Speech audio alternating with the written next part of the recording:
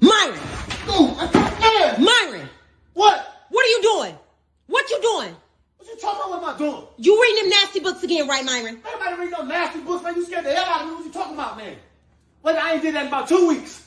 You called yesterday too. What you reading? What you reading? You scared the goddamn book, man. Dr. EnQi. I went on Amazon and got 3 Dr. EnQi books because I'm reading about melatonin and biochemistry. Biochemistry. What is, Myron, that's not even a, first of all, it's not melatonin and whatever it is that you just said. It's melanin and biochemistry. You can't even pronounce the word, so how you reading? How you reading, Myron? I'm not looking at the pictures. I got the books right here. I'm looking at the pictures. You know, ain't nothing nasty about this. So what you talking about? I got all the books right here. What you talking about? Myron, you don't even know how to read. Every time we get mail, you bring it to me. You think I don't know that? I got hooked on things. Now, what you talking about? I was hooked on things, so I know how to read. As of when? As of when? Because first of all, hooked on fire. My name is Minister EnQi. I am the naturopathic doctor and the spokesman for the Melanin Verse Diabetes Ministry.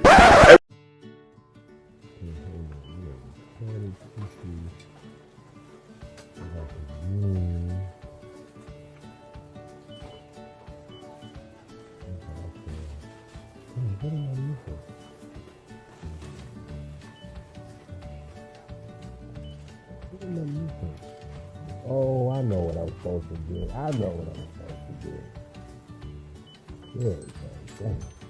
Good thing I have my grocery shopping list.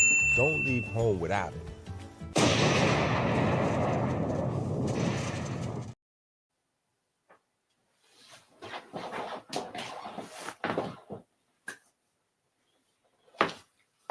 Peace to the family out there.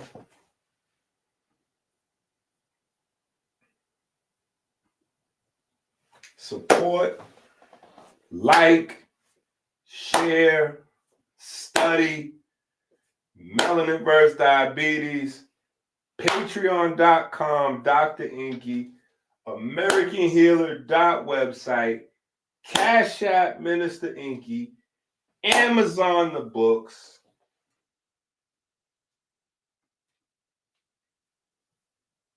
Let's go.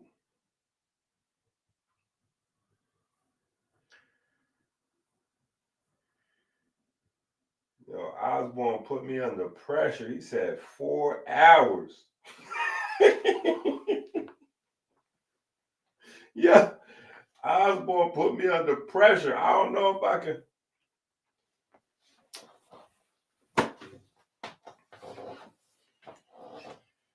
I don't know if I can do it. 4 hours.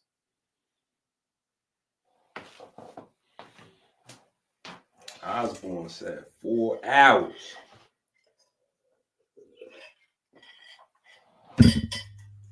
Now, I'm going to be honest. Somebody in the Patreon hit me up. They said, hey, you missing the important, you missing the important stuff. You forgetting about us. Right? I got a cancer. We need to talk about cancer. So, courtesy of the Patreon family, we talking about cancer. Right? Courtesy of the Patreon family, we are discussing cancer. So I don't know if it'll be 4 hours today for sure, but I'm sure it'll probably be 4 hours between. If not today, we might hit 4 hours. Who knows? Who knows? I was born to put me under pressure. Right? I was born to throw me into slavery. Right? So we might get we might hit 4 hours. Right? We might hit 4 hours. I mean, we knocked off diabetes and heart disease. So, hey, we might as well just come back and hit cancer with another drive-by, right? We might as well just hit cancer with another drive-by, right?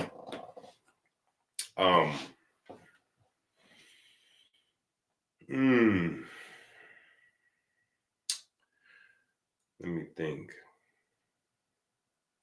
So here's the thing. Here's what I'm thinking about. It's 3 pieces that I want to talk about, right? 3 things overall. And that's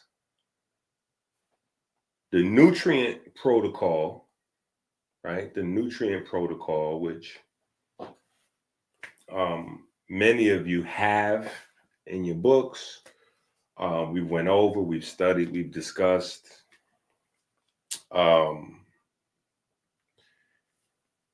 So that's one. We got to go over that, right?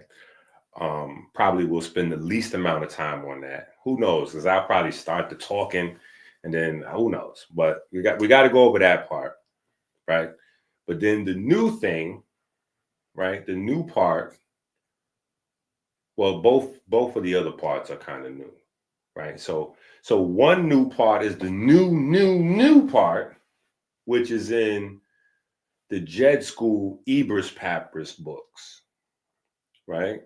So that's going to be a couple of volumes, right? That's going to be a couple of volumes.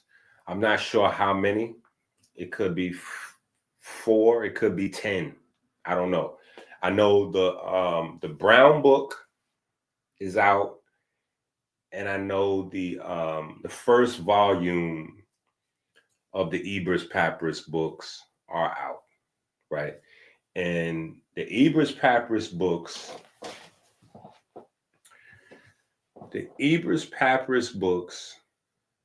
are basically to address a couple things, right? The one of our long-term goals in terms of kemeticnaturopathy and djedschool, right? Which is being able to help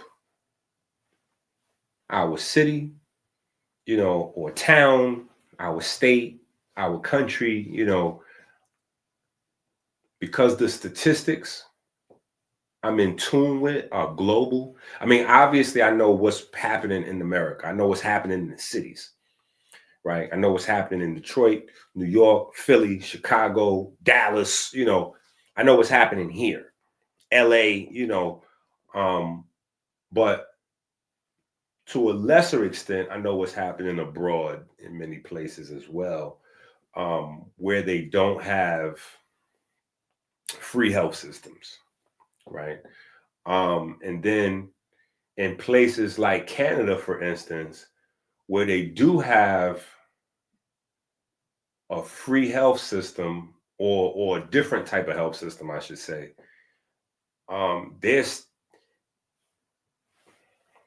we talk about this all the time. Time and money. So in places where you don't pay with money, you pay with time. In places where you don't pay with money, you pay with time. So you might be able to get seen, almost for nothing, but you may feel like you need to be seen today. You may not be able to get scheduled until another 2-3 months of going through whatever you're going through, right? And then when you go get seen, there may not be an immediate solution then. So, so that's almost equivalent to, some of the chaos going on here in the States, in the cities where the hospitals flipped upside down. People are having whole surgeries in the emergency room because, it's crazy. It's crazy the way the medical school and what? Here's the thing. Let me say this too. It's not just medical school and the way hospitals are commercializing, are trying to, commercialize or just keep up with the times in terms of putting profit as a priority. It's people's priorities. We live in a world now where So like when I was in first grade, right, we were trained what to say. If your teacher asks you, and all teachers did ask the children, you know, what do you want to be when you grow up? That was a thing. That's not even a thing anymore. Like, that's not a thing anymore. What do you want to be when you grow up? Right? But they did take a poll, a study, and most children nowadays, they don't want to be athletes. They don't want to be doctors, lawyers. They want to be influencers, right? They just kind of want to have 1 million followers on the internet. That's they want to be Kai Cenat. Like that's what they want to do. So it's becoming more difficult for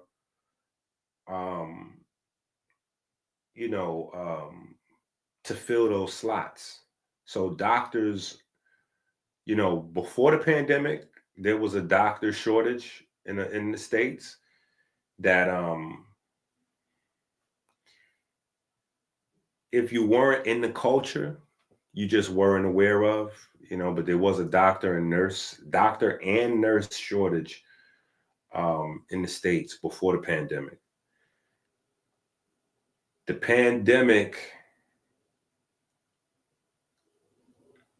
pandemic made it a lot worse in a variety of ways. And then post-pandemic,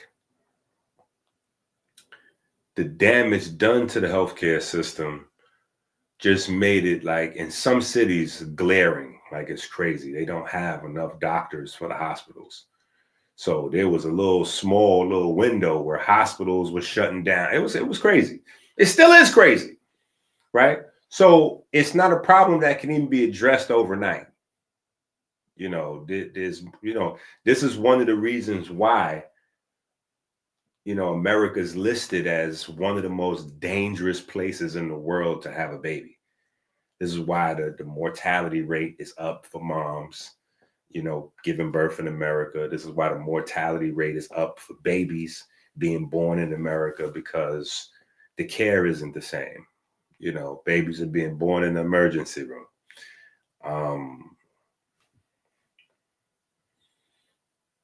Thank God, I didn't go through any of that. It's just wild, So that being said, the more we learn, the better we'll be able to take care of our own until we can get appointments, until we can get, properly seen, and, minimize having to go to the emergency room until we have to go to the emergency room. Back in the days, I don't know why I'm referencing this so much lately. Back in the days, this is crazy that I got memories of, like, I've been doing this a long time. Man. Okay, so I remember back in the days, went on tour with Abundance Child, right? And one of the things we were talking about was, one of the things I was talking about specifically was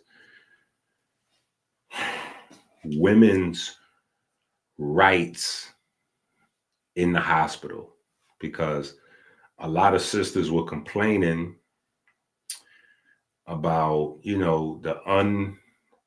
like going to the hospital with an infection and waking up with, like half your womb, like partial hysterectomies or full hysterectomies and crazy stuff like that. And just talking about the basics of that, like, you don't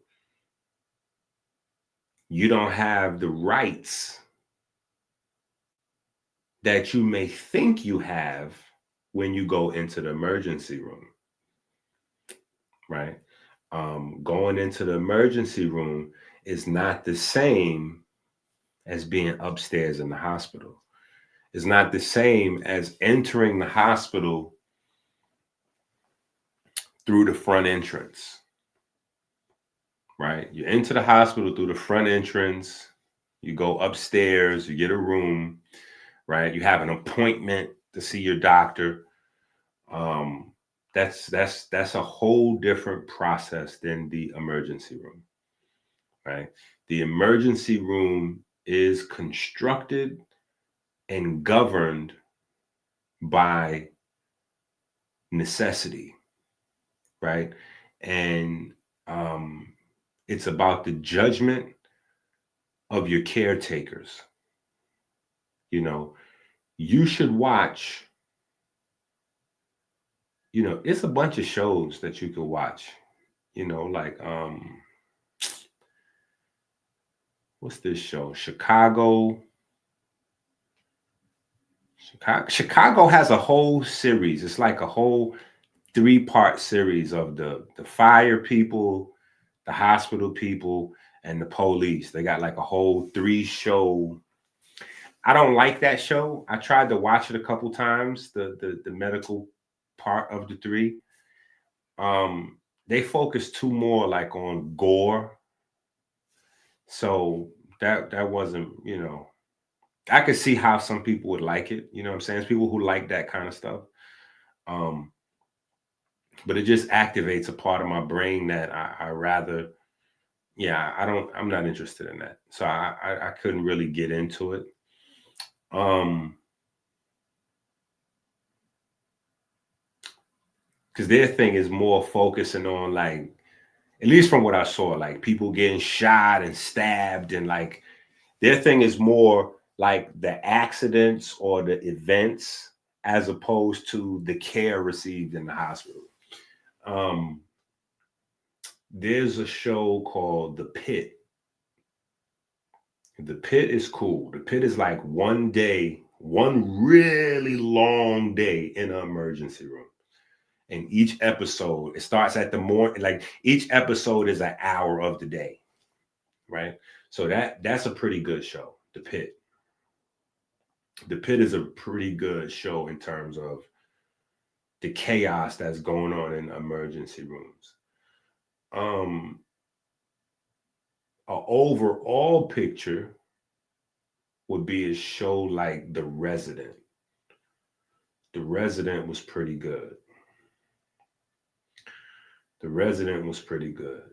Like, to give you an overall idea of some real scenarios that are happening in hospitals, some real challenges. Obviously, it was dramatized. You know, Malcolm Jamal Warner's in it, so how real could it be? But it gives you an idea, right?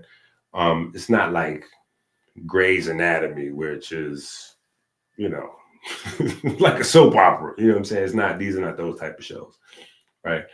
But we're in a space where, you know, this is what's going on. You know, I think that like I used to say back in the days, I used to say I think that we need like a home hospital type of thing.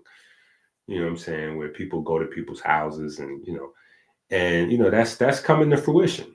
That's actually going to come to fruition slowly but surely, you know. So medicine and medical school is changing. The healthcare system is changing. I think RFK is going to be a big, you know, what happens in the next 4 years is going to be a big factor in that. But the people have to have, you know, just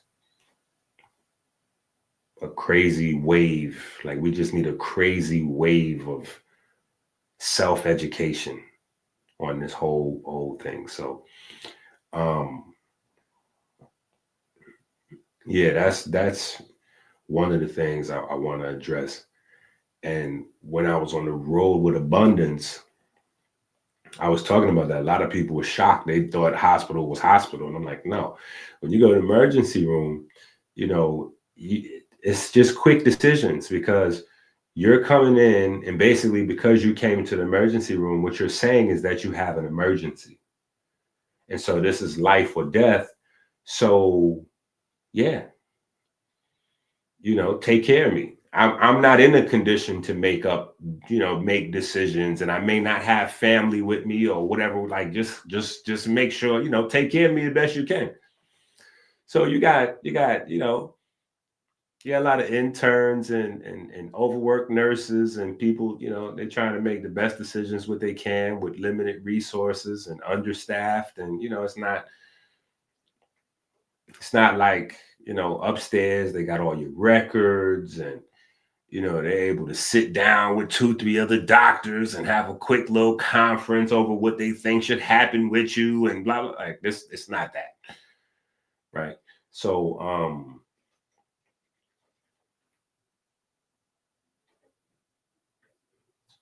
yo, these birds is going to drive me crazy this year. So it's springtime. The birds done flew back. The birds done flew back. It's crazy. So 3 pieces. I want to talk about the nutrient protocol.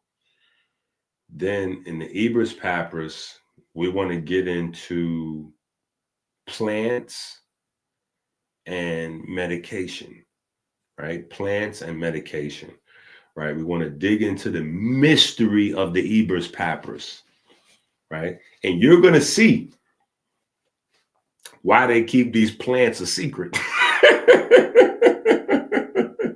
You're going to see, because all of the medicine around the world comes from these plants.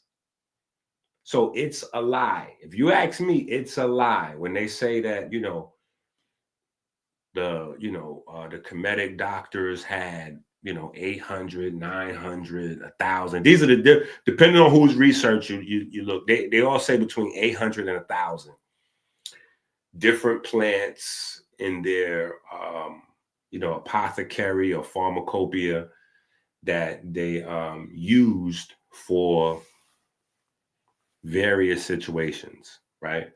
And then what they follow that up with is that most of the Kemetic names for the plants were untranslatable. So they have no idea, what happened to any of these plants. They don't really know any of them, maybe a dozen, couple dozen.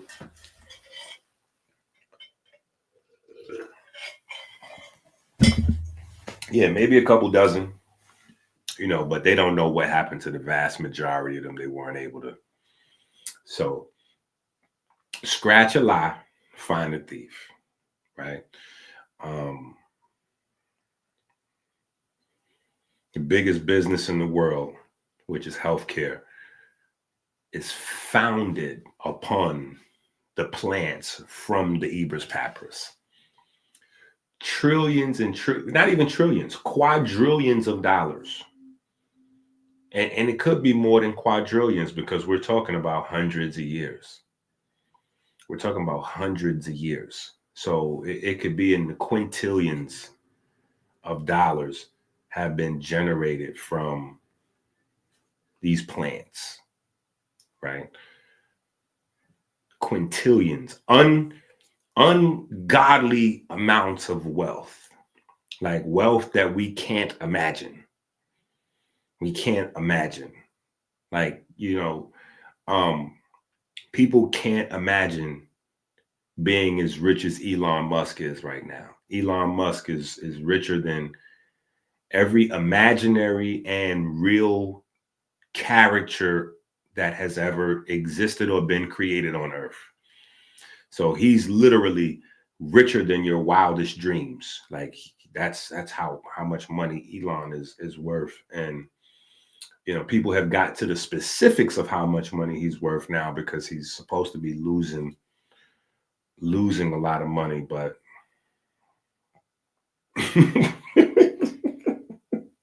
that's only because people don't understand how stocks work.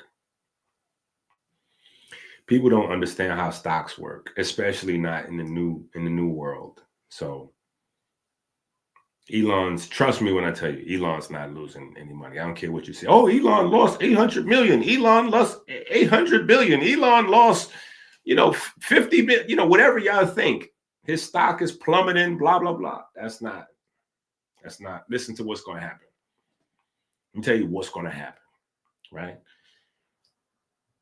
Everybody, first of all, pop culture follows the inner cities. Right? Pop culture follows the street. The streets dictate pop culture. The streets love Elon. The streets are in love with them Cybertrucks and the Teslas and all of that. So what happens is, if pop culture pretends to be upset with Elon, and then they artificially drive the cost of his Cybertrucks and his cars down, right? What that's going to do is put those cars and trucks on the street, because everybody will be able to afford them. They'll put them in the used car business. See, right now, it's a symbol of luxury. You got the Cybertruck. It's a big deal. It's like how Range Rovers was back in the days, right? And then what happened? Ford bought Range Rover, or Land Rover anyway, and then Range Rovers and Land Rovers were everywhere, right? And when that happened, they went through a whole new renaissance. They started buying them again. They became popular again because everybody was seeing them and everybody wanted to have one. So if they keep driving his stock down, what you're going to see this summer is everywhere you go, you're going to see them Cybertrucks. So his stocks is going to his price going to artificially go down, which is going to allow John Q. Public to be able to afford those vehicles. And once John Q. Public can afford those vehicles, them cars and trucks will be everywhere. They'll take over the market. They will take over the market.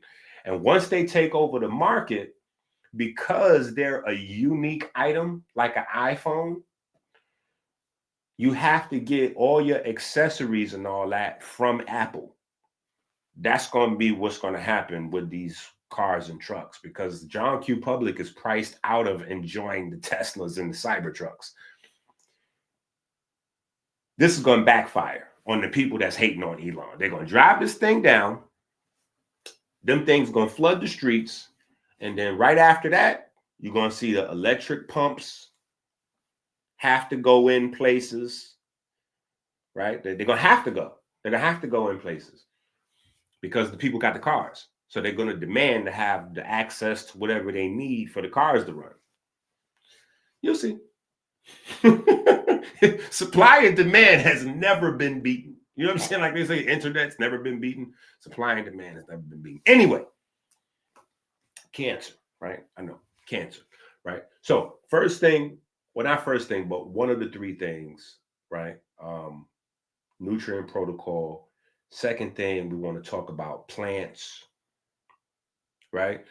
And then the third thing, we want to talk about the theory of cancer, right? The theory of cancer.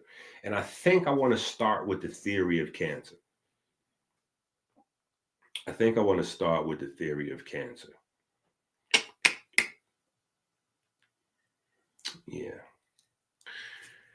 want to start with the theory of cancer because of the wonderful things that he does.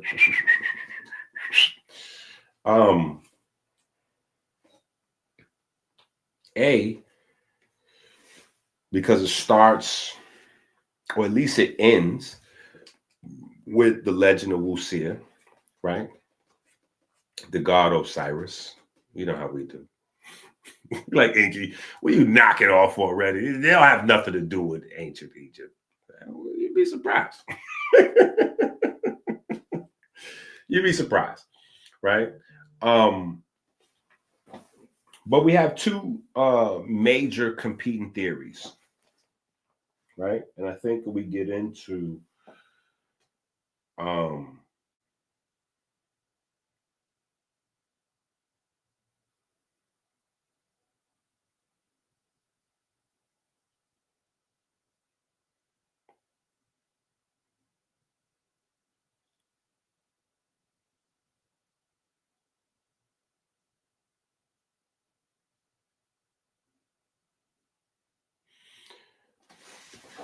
That's why Osborne put me into slavery, because he done did 1,000, 10,000 steps, 3,000 push-ups. I don't know what.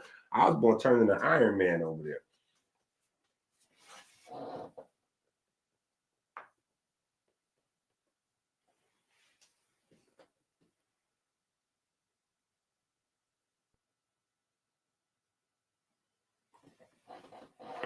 Shout out to King Simon in the chat. Shout out to King Simon in the chat. Right? So, but yeah, so, you know, you got two major cancer theories. Right? And I think that's probably where we should start our combo. So you got two major cancer theories. Because I think we need to probably make sense of that. Just what is cancer? What is cancer? Where does cancer come from? Right? We need to make some sense of that before we get into anything else, because otherwise the rest of it probably won't make sense. Right? The rest of it probably won't make sense. Right? And so,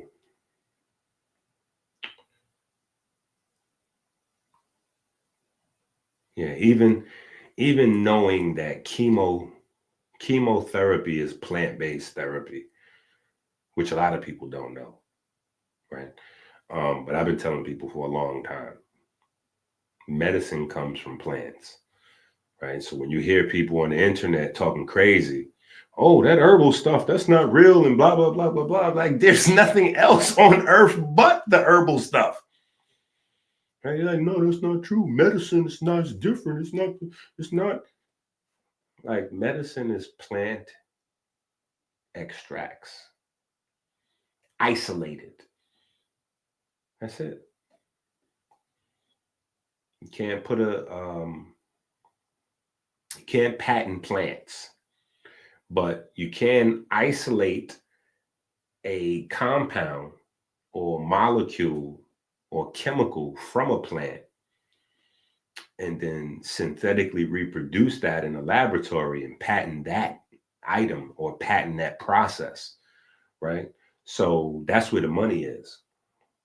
The money is in isolating and patenting unique chemical arrangements or unique processes to isolate unique, unicorn compounds from plants. That's unicorn compounds or unicorn processes to produce basic compounds, right? Anything unique that you can say is yours, right?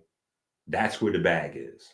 You patent that, and then you obviously offer the result of that to the world. And if people really need it, right, you have billions of people using it, or a bunch of hospitals, whatever, millions of people using it. Obviously, that's where the money comes in. Not so much for a plant, right? Not so much for a plant. So the secret to the big bag with plants is, because you cannot patent plants, is to keep the knowledge about the plants as quiet as possible, right? As quiet as possible. So what we're doing with the Ebers Papyrus books is not so much it's not like a rewrite of the Ebers Papyrus. What we're doing with the Ebers Papyrus is we're just going through popular conditions, and we're going through the plants that address those conditions, and talking about, as we go through the plants that address those conditions, we're also talking about the plants that have become mainstream medicines. Like Primatine Mist or Sudafed, right? Those are plants. Those are plant-based. Metformin is a plant. Chemotherapy, those come from plants. So just being able to name and, it's one thing to go, oh yeah, those are plants. There's another thing to go, that's this plant right here that comes from XYZ, right?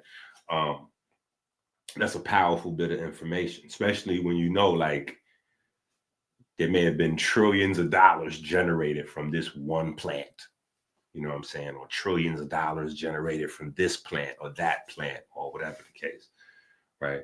Then you know, like, oh, okay, this is why.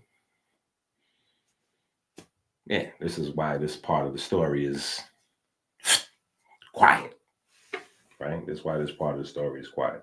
So the breakdown for cancer, right? The breakdown for cancer. You know what's crazy? What's crazy is that we can almost never have a serious conversation about science without bringing up Charles Darwin. Yo, Darwin has inserted himself at the core of Western scientific theory, right? So almost any serious scientific conversation, you got to bring his name up. Now, at one time period, bringing his name up was a thing. Like, that was a prominent, you know, like, it was love, you know what I'm saying? Like for his ancestors, I don't know if he, not his ancestors, his progeny, you know, his babies. I'm sure he still has. I'm sure there's some people running around that are related, you know, that might be their great uncle or cousin or father or something to that effect. And so there was a time when that was an illustrious, you know, name drop. Nowadays, you know, outside of the illiterate folks on the internet, like, you know, in the scientific community, pretty much every time you bring up Charles Darwin's name, it's to debunk or dispel an existing theory that that is outdated. You know, to put it as respectful as possible. We'll just say outdated, right? We won't add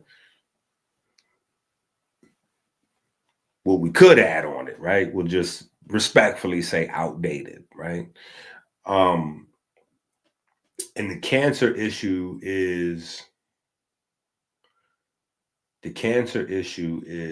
big one, right? The cancer issue is a big one, and cancer is intimately tied to diabetes. Like, we went through the connection of cancer and diabetes a bunch of times, right?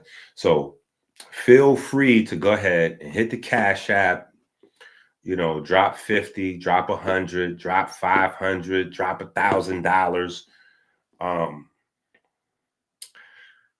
I don't think that we'll be having any doctor's appointments more than $1,000.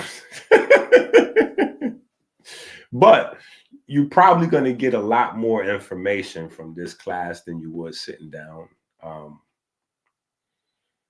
with a doctor, with another type of doctor, I'll say. So yeah, you're going to get it's going to be a good conversation. It'll be a provocative one anyway, right? It's a good conversation. That's up to your opinion at the end, but it'll definitely be a thought-provoking journey from now until, I don't know how long we're gonna be going. Osborne said at least 4 hours. I don't know. Yeah, I don't know if I can do it. But who knows? We're gonna try to get busy with it. 11 o'clock. So yeah, 3 o'clock. I think I could do that. Yeah, no children, you know, children at school. So yeah, we might be able to get in a little 4-hour joint today. Who knows? Right. But we might not need to. That's the thing. We may not need to. We may be able to, you know, wrap this thing up relatively quickly. Right. So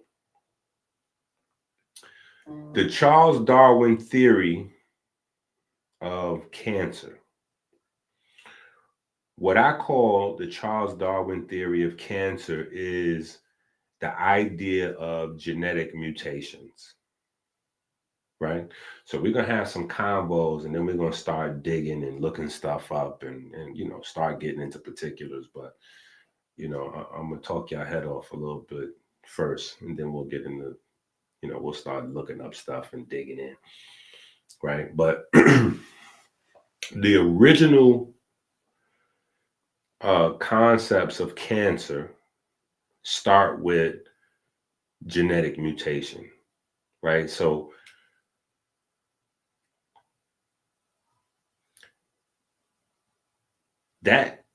it's just so much stuff has changed in science. You know what I'm saying? So even now, the concept of DNA is changing, right? The concept of DNA is changing. We talk about that in the anatomy of the mind.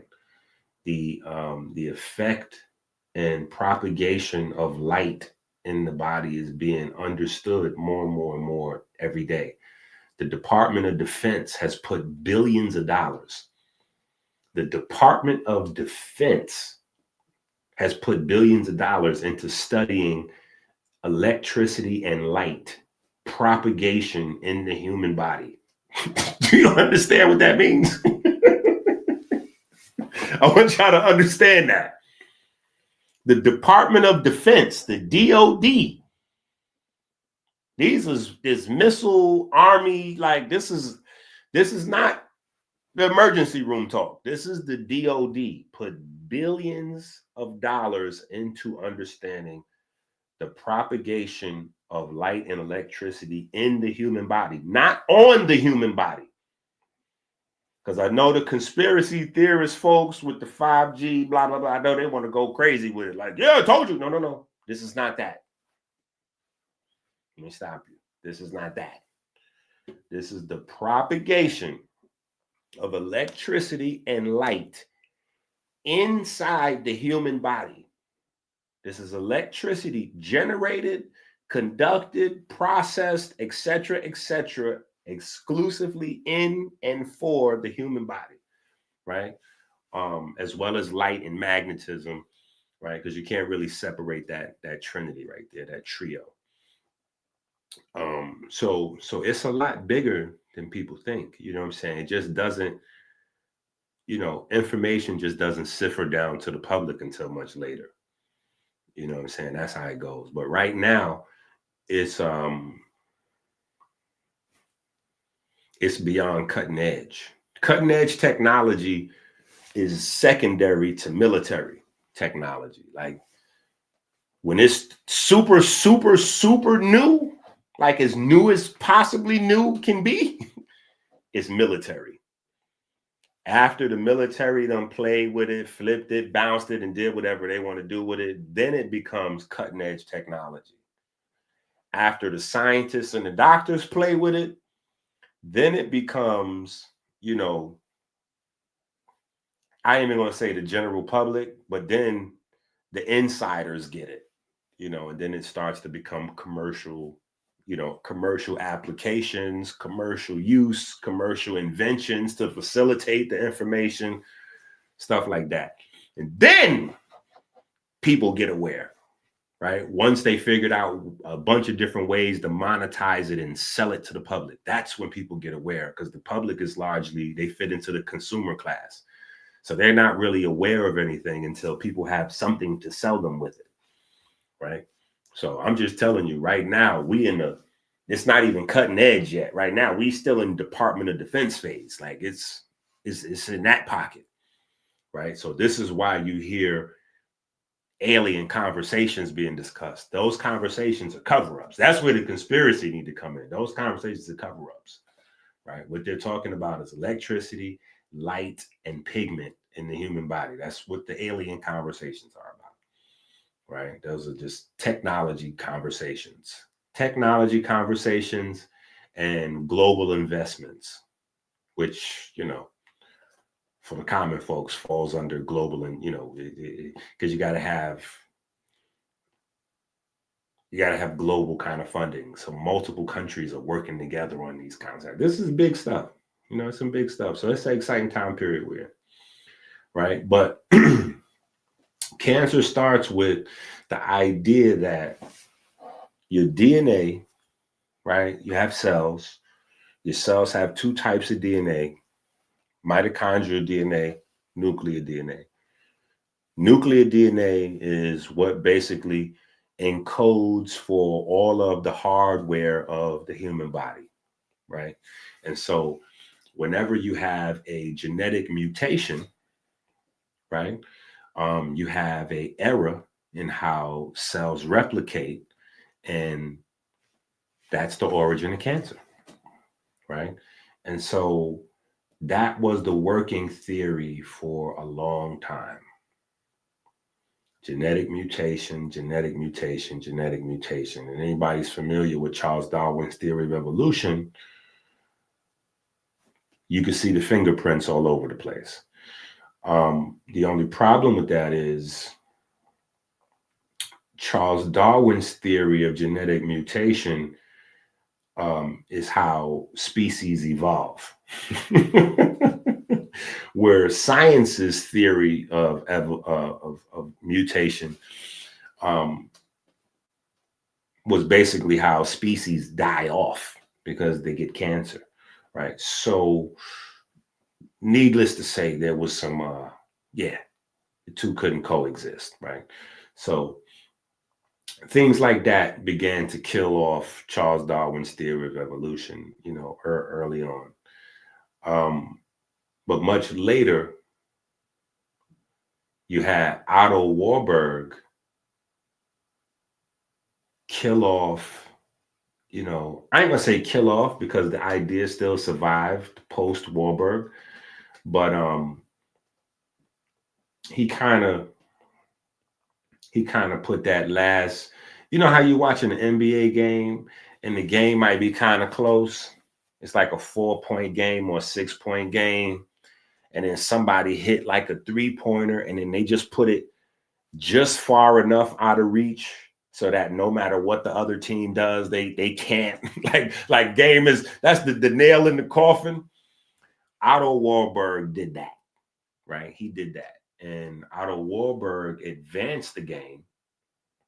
He advanced the game by bringing back the old ideas of kemetic science.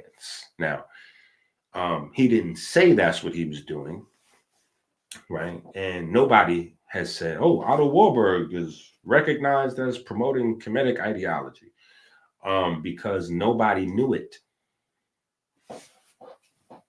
I'm the first person, right? I'm the first person. That is my intellectual property. That is our intellectual property, right? That the legend of Osiris, the story of Wusir, is about diabetes and cancer and metabolic disease. That is us. There's nobody before us with that anywhere. That is us, right? But Otto Warburg got a Nobel Prize for his different view of cancer, and basically saying that, cancer has nothing to do with genetic mutation. Cancer is about cellular respiration, right? There are mutations in the respiratory process or errors in the respiratory pathways, however you're more comfortable with phrasing it, but it is it's a respiratory disease, right? And not respiratory like lungs, but respiratory like the electron transport chain, the process of recycling ATP and that part of respiration, right? Cytochrome 1, 2, 3, 4, 5, and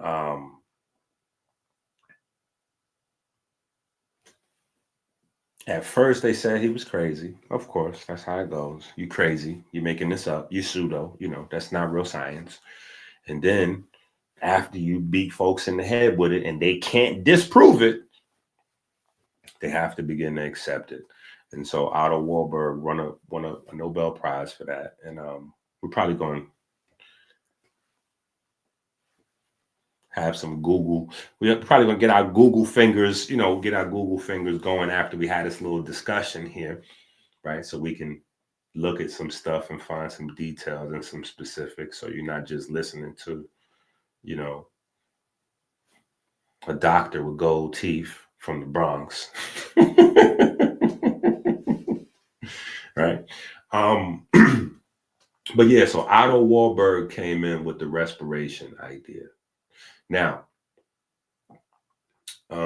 how is diabetes or cancer, for those of you who don't have the books, because we might have somebody that's just watching for the first time, right? So if you don't have the books or you don't know, and that sounded a little crazy to you, let me just give you a shorthand version, right, of the legend of Wusir, right? So here's the thing.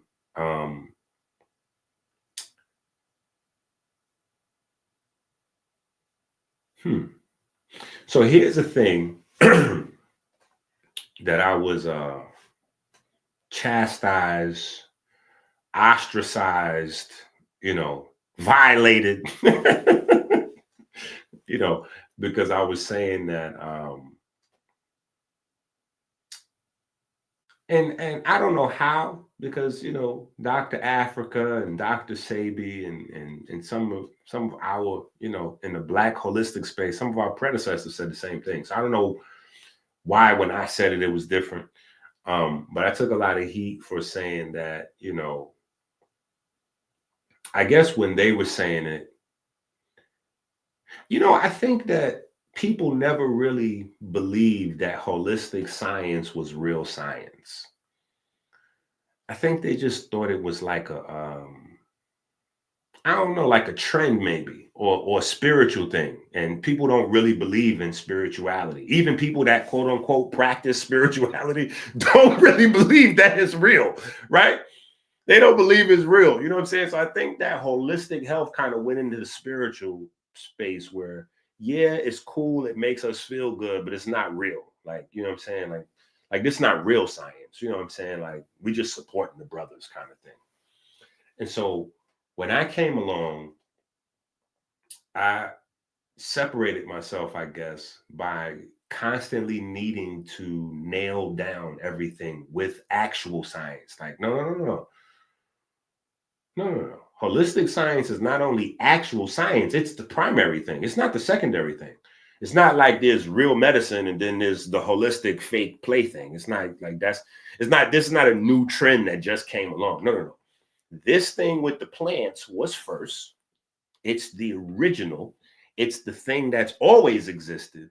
And then much later on, this new thing came along the scene. This Rockefeller, Kennedy, this is a recent thing. It's a recent thing. This isn't the original. In fact, all medicine comes from plants. I was like, what? That is insane. Right? So anyway, I've continued to stay outside the box and be comfortable in my skin at the same time. So the story with, so the thing I was saying was that, I guess I was nailing down the fact that there are differences with, Black people, just with everybody. But because the healthcare system isn't kind of like, it's not FUBU, for you, by you. It's not like designed by us, paid for by us.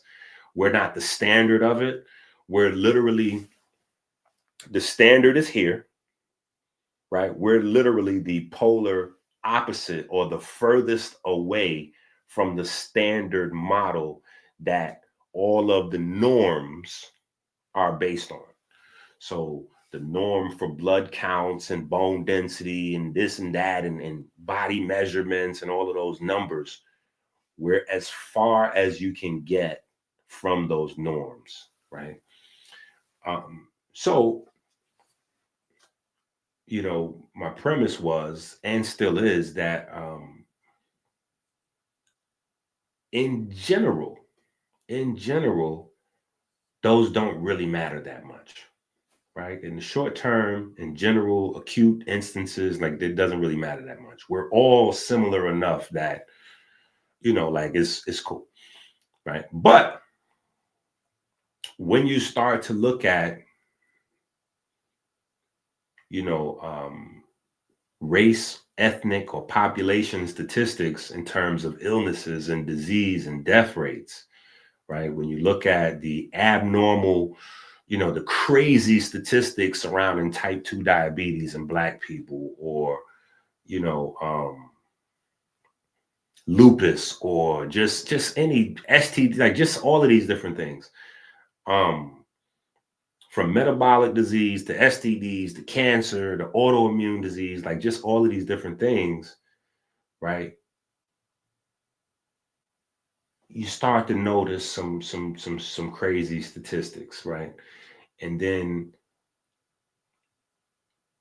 as I started to dig in to like nail some of this stuff down scientifically, diabetes was the most pressing, most prevalent in the community. So, that one just became that, you know what I'm saying? Like, okay, let's just dig in. And we were doing the 40-day fruit fast. And the 40-day fruit fast, it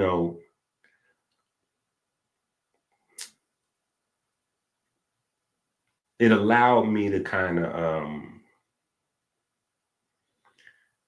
it allowed me to have a lot of different, like case studies, and we had these crazy Chinese machines that we was using at one point. And I don't know how accurate the machines were in hindsight. Like some of them were better than others, but what they did allow me to do was keep track of how well the fast and the herbs and the exercises and things like that were working on a lot of folks. My sports clinic got robbed, and it's weird because they came and they only robbed my sports clinic. My sports clinic was inside of a gym, and they came and took like my laptop and hard drives and stuff from in the sports clinic. They ran past the front desk with mad electronics and only went into my sports clinic part. So a lot of stuff I lost, but not before being able to do my own, my work and my due diligence, and just notice some anomalies that popped up from the information. And so that's kind of how I got into Max Kleber's stuff. Max Kleber's a guy back maybe 100 or so years ago. He noticed some anomalies with energy metabolism. Energy metabolism is important because the entirety of diabetes is based on energy metabolism, right? If you can't get the glucose into the cell can't metabolize the glucose. The cell can't produce energy. So you get stuck in a loop. And this is how obesity comes from diabetes, right? It's not that the diabetes comes from obesity. The obesity comes from diabetes because when you can't get the sugar in the cell can't produce energy. That means you need energy, right? So the first thing that your body does is say, hey, let's eat again. But the problem is you already flooded with glucose and insulin, but you need to eat again because the glucose and the insulin is not really getting metabolized in your muscle tissues, right? So now you eat again. Same process happens. You eating again. So you're constantly craving more sugar because your cells are not getting the sugar in, right? So you're not getting the energy metabolism. So at the end of the day, there's a bunch of different theories about diabetes, but the one thing that's not a theory is that at its core, the problem is energy metabolism, right? The relationship with diabetes to cancer cells is because in science, the approach is to look at everything that's different, right? That's not my approach. That's not EnQi vision, right? I like to look at everything that's the same. My mind hardwired different. It might be coming from the neighborhood, even when I remember when Ebola hit, when the Ebola hit, the news channels and everything, the only thing they was talking about was like how many people died. And they was like examining the people that died from the Ebola and woo, woo, woo. And the death rate was a high death rate. It was aggressive. Everybody was scared. It was something like 6 or 7 out of every 10 people that got exposed to it died from it. Something crazy like that, right? And so they was, you know, like everybody was interested in the 6 or 7 people out of 10 that died. Let's do a, you know, the analysis on the dead body. I forget the word, you know what I'm talking about. The autopsy. Let's do the detailed autopsy in depth and blah, blah, blah. But me, the way my mind works, I'm like, yo, why are we wasting time and money on them? What are we going to learn from the people who died from the disease? No, what we should be doing is finding those 3 or 4 people that was exposed that did not die and breaking, like we need some blood samples and we need to be running tests on them. That's what we want to replicate. We want to figure out how were they exposed and their body just knocked it off or did whatever. That's what we need to be. So I don't know. My mind just works that way. You know what I'm saying? So with the cancer, same thing. It's like, you know, we all know there's liver cancer, there's lung cancer, there's brain cancer, there's, lymphoma and this, that, leukemia, and there's all kinds of cancers, right? And if you're looking for the differences in the things, you're kind of going to be like chasing your tail forever. What we need to be doing is finding the similarities, because whatever the root of cancer is going to be there, right? It's going to be something that they all have in common, especially if we're looking for a way to kind of prevent, fight, reverse, whatever the case may be. So where diabetes ties into cancer is cells usually have, cancer cells anyway, usually have like 5 to 10 times the amount of glucose or rather insulin receptors as normal healthy cells, right? And insulin receptors are not something that are there on the cell forever.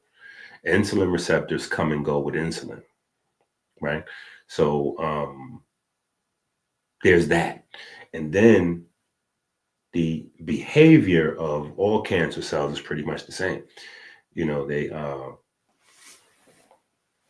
have a high metabolism, meaning they eat more than regular cells, and they replicate more than regular cells.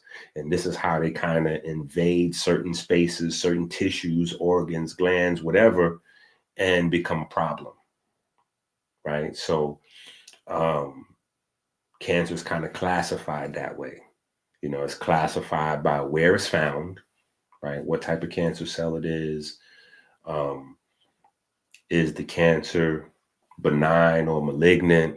You know, so that's, language, nomenclature, vocabulary that's used, right? Malignant means bad.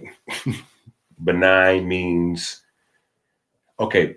So the opposite in this instance of bad is not good, because there's no form. there's not a good type of cancer, right? But benign, it just means if you did nothing, if there's no treatment done to the cancer is not necessarily going to kill you, because it's kind of just there, right? Now, before we go any further, right, one of my pet peeves with the idea of cancer is the fact that most people believe cancer is a rare event,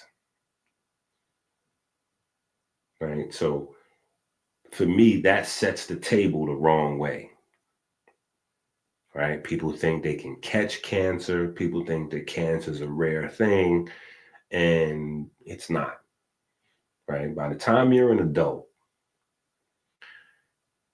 your body is creating cancer cells every day.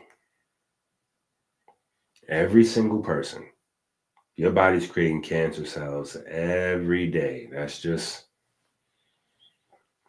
par for the course, right? That's just how it goes. right? But a healthy person, your body can take care of it, right? Your body sequesters those cancer cells, right? They get caught up in the lymphatic, in the lymph nodes, right? Your white blood cells, break them down, dissect them, do autopsies on them. Your white blood cells do autopsies on these cells, right? Break them down and extract as much information as they can from them to stop them from being produced, right? So that's kind of why you never notice it. That's why your body never breaks down, or you don't have an issue, or you don't have weird growths, tumors, right? Because a tumor is cancer, just for all intents and purposes. If you have a growth anywhere on your body, that's a cancer, right? So your body produces cancer cells and kills cancer. So killing cancer cells is a normal capability for everyone's body.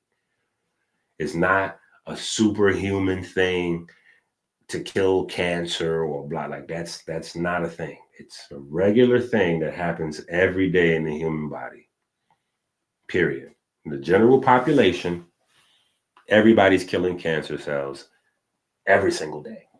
That's just how your body's designed, right? The cells are broken down, and a lot of times those cells are recycled, right?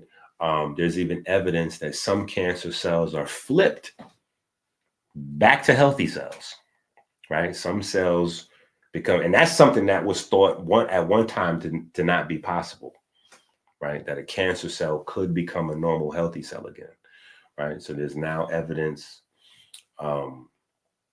in circulation that some cancer cells are just being flipped back into healthy cells again.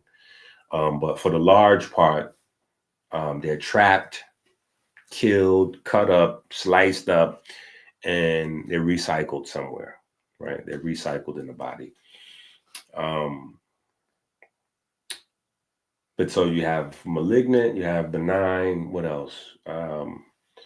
Metastatic, right? Metastasis, right? You'll hear that word or some derivative of that word. Maybe I'm butchering the pronunciation.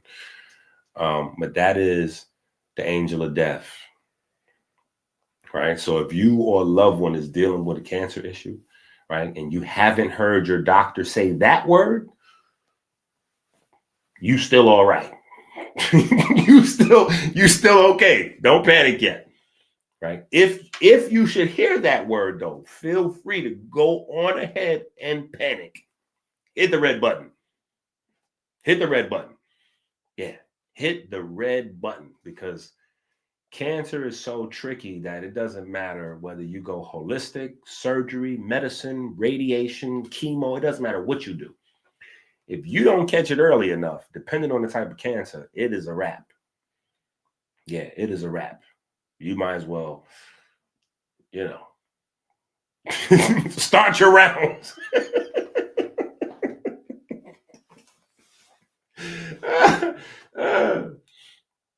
But on the flip side, if you do catch it early enough, you gotta, you can get busy with the get busy, right? And so that's kind of where the whole RFK, Make America Healthy thing fits in to the cancer discussion, is because the amount of chemicals we're consuming, the amount of plastics we're consuming, all of these crazy things that your body just doesn't have a context for, is increasing the rate of cancers across the board, right? And the fact that, we're absorbing more and more and more and more synthetic light. I'm gonna be honest. Let me say this. There's one school of thought that puts weight on the absorption of synthetic light. There's another school of thought where it's not so much how much synthetic light we absorb, but how little sunlight we're actually getting, how little natural light we're actually getting. And because the two things are so closely tied together, you can't really figure it one way or the other, but they're close together because we use synthetic light in lieu of natural light, right? So the more natural light we get, the more we actually are in situations with light bulbs, right? So yeah, there's that, but that's another issue, right? So because of the synthetic light thing, and you know, this is a compounding stuff. So like you go less natural light, more synthetic light, right? At the backdrop of, you know, the high increase in chemicals, right? And then chemical food, right? And then we lose pigment. Pigment is another of my additions, you know, to the holistic universe, right? Yeah, that's just not something that was a part of the program. You know, the Sabi food list was not predicated around getting a high dosage of pigments in. No, the Sabi universe, and you know, pretty much everybody, you know, Sabi hit the holistic universe like Michael Jordan. You know what I'm saying? Like there's a before Sabi, and then after Sabi was pretty much Sabi, right? So everybody was on the food list. Everybody was talking alkaline. Everybody was talking minerals. That's it. It's alkaline, it's minerals, it's pH. That's the conversation, right?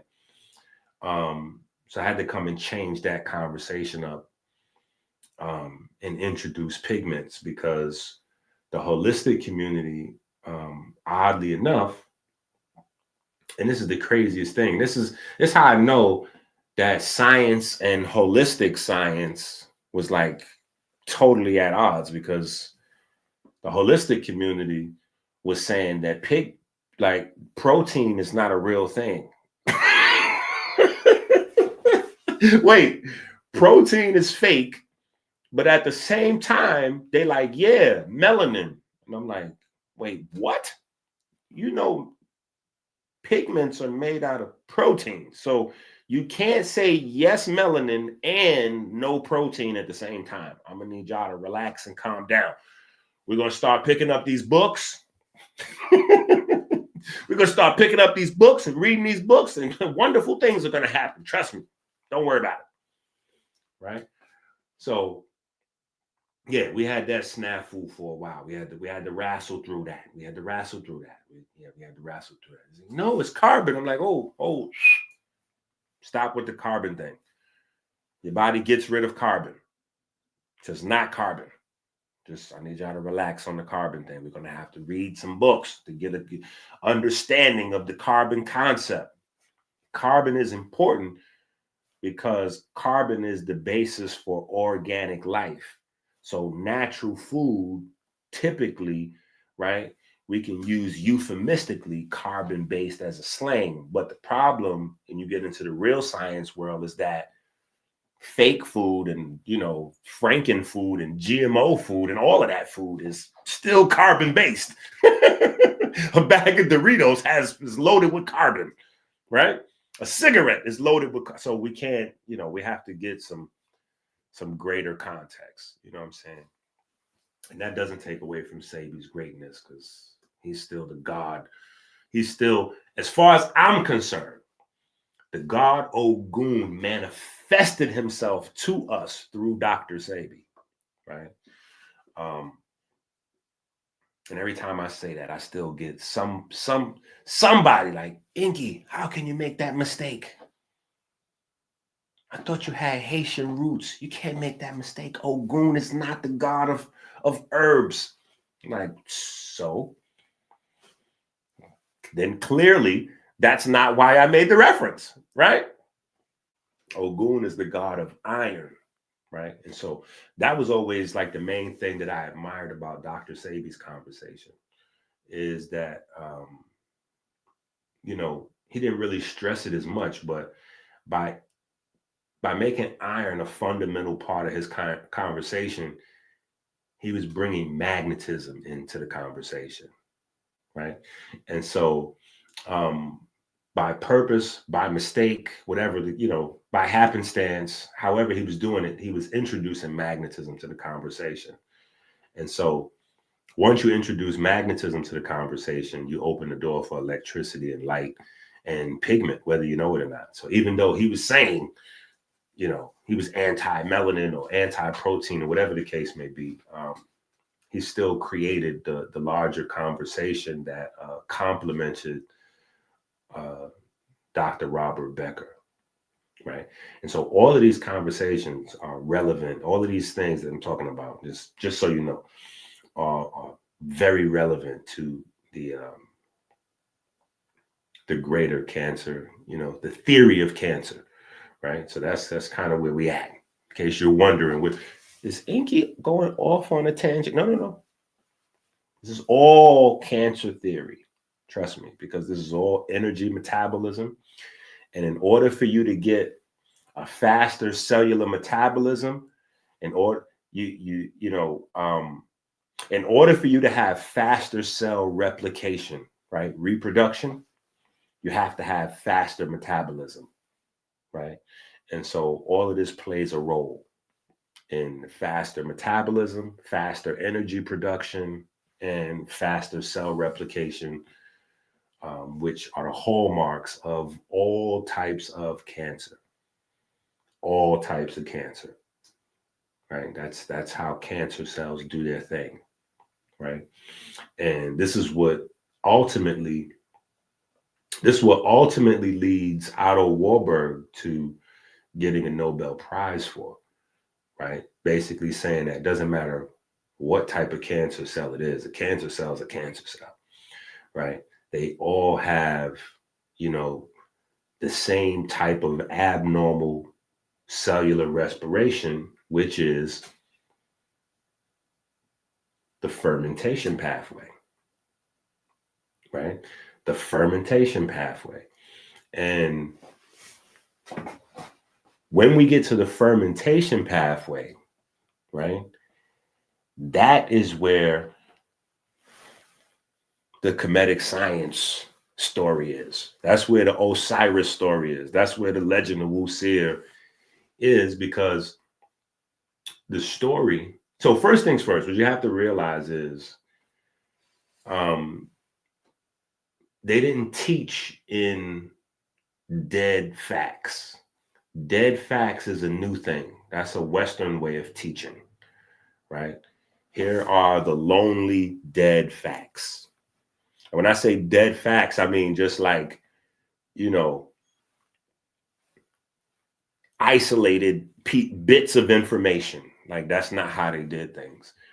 They would take the facts and kind of roll facts into like a living type of Aesop fable kind of story.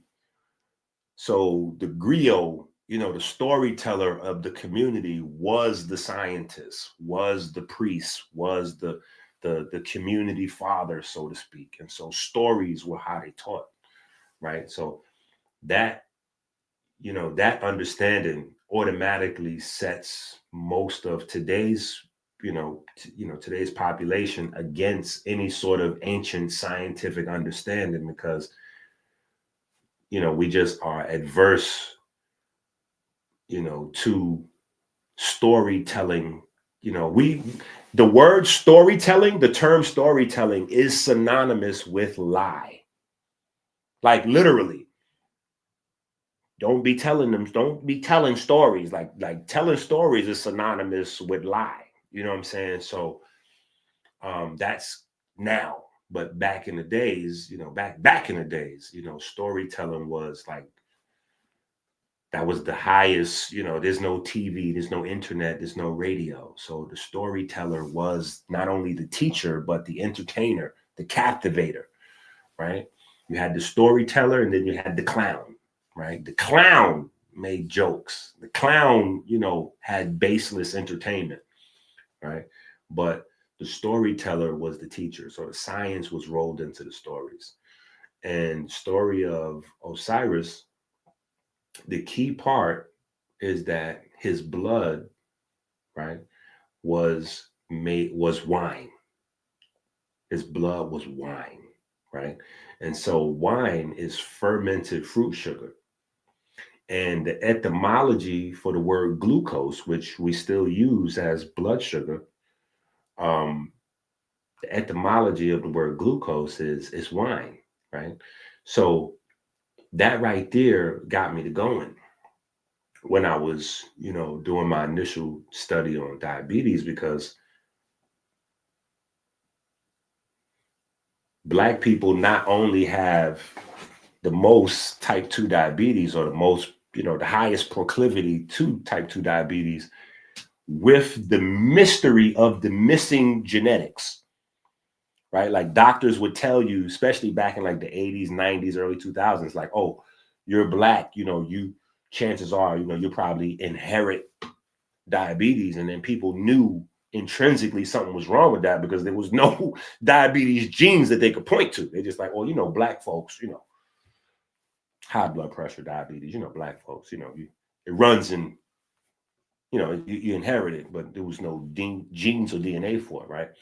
So the only thing I could think of, just being, straight down, like, okay, well, the only thing that's different between Black folks and everybody else is, well, we're Black folks, right? We have the pigment. So in my mind, I'm like, that might be a good place to start looking, is, somewhere in the pigment, because pigment is at the time, not discussed in science, right?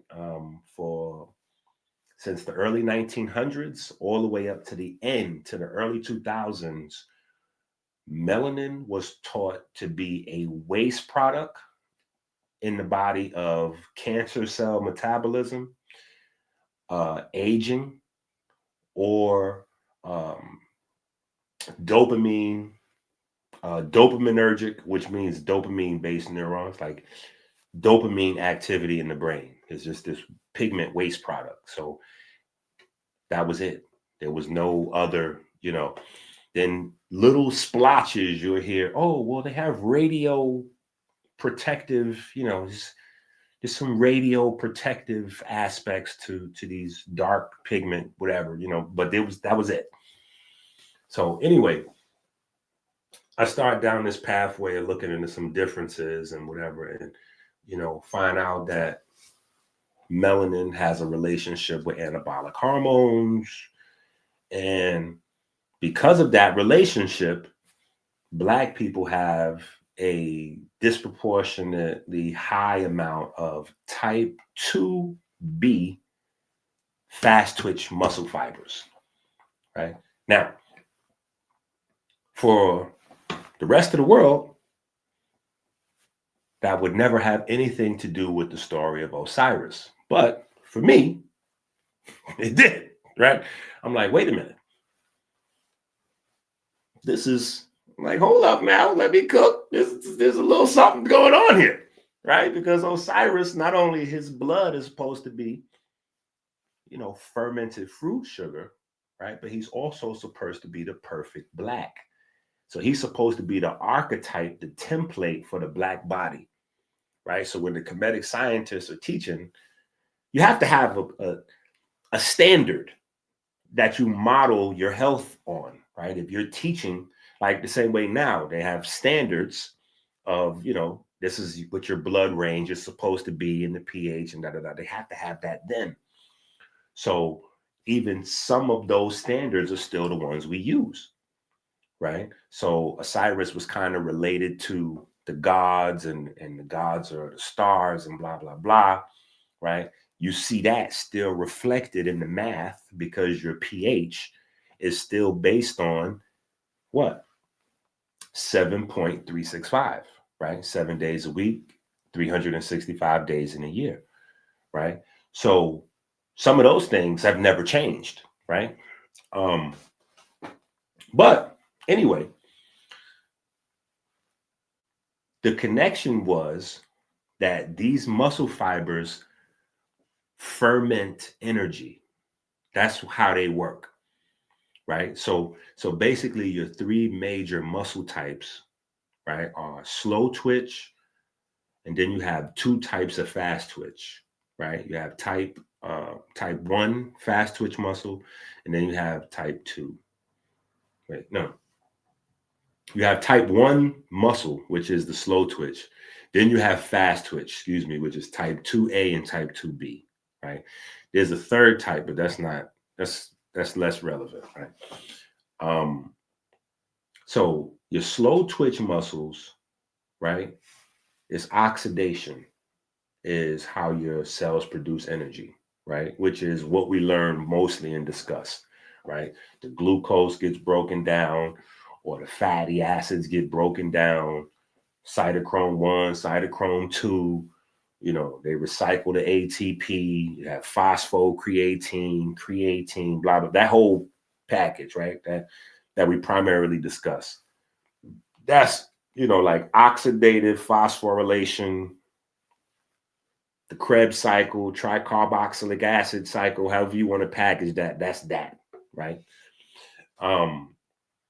Then the fast twitch muscles, which are type 2A and type 2B, the type 2A is in between. It's an intermediary type of muscle fiber, right? So it does produce energy with oxidation, right? But it does also use a little bit of fermentation, right? Now, these type 2B muscle fibers only run on fermentation, So the fact that muscles primarily dictate your energy metabolism, and you have a whole bunch of muscles that basically, you know, there's just an anomaly that I noticed. I'm like, wait a minute. So Black folks get the most type 2 diabetes, and we also have these fermentation. We also have the highest ratio of these muscles that work via fermentation, right? And then we also have the highest rates of most cancers. I'm like, no, this is the pocket right here. So anyway, when I finally stumble on to the Otto Warburg thing, it just all clicks and makes sense, right? But his work was limited. He was a one of one. Eventually, they started going back into the the genetic mutation theory of cancer, and spent a bunch of billions of dollars in that area, right? And what eventually killed, it's not even fully killed, but it's still lingering around. It's like when the boxer is like punch drunk in the ring, but the ref hasn't stopped the fight yet, and he beat up so bad. Like Lomachenko, I don't know if you've seen that Lomachenko fight. Lomachenko had a guy so badly beat that he was refusing to keep punching.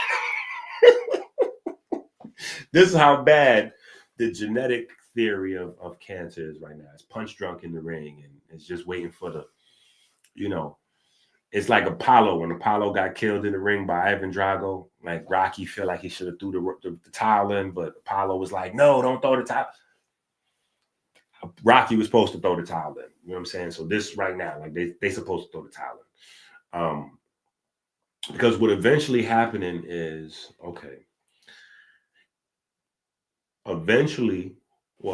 initially, when they started exploring the theory of genetic mutation of cancer, right, they were looking for a single genetic mutation in all of the different types of cancer cells so that they could identify and basically like reverse or stop that genetic mutation from happening and cure cancer, right? So obviously, mapping the DNA, mapping out the genome was a big part of that, right? And once they mapped the genome, that was their biggest, sell, right? For the investors or the people that put up the bread for that expenditure. was that they would be able to cure cancer and make trillions and trillions of dollars, because people are going to continue to get cancer, right? But by mapping out the genome, they'll be able to find the single genetic mutation, the unicorn mutation that's causing all cancer. And so that never happened, right? What they did find was an infinite amount of mutations, right? And this is where the theory started to die, right? Because they start finding different, first of all, they start finding different amounts of genetic mutations in cancer cells. So some cells have 20, some cells have 10, some have as many as 50 and 60 different genetic mutations, right? That are isolated to a particular type of cancer, right? So nothing that different types of cancer cells share, right?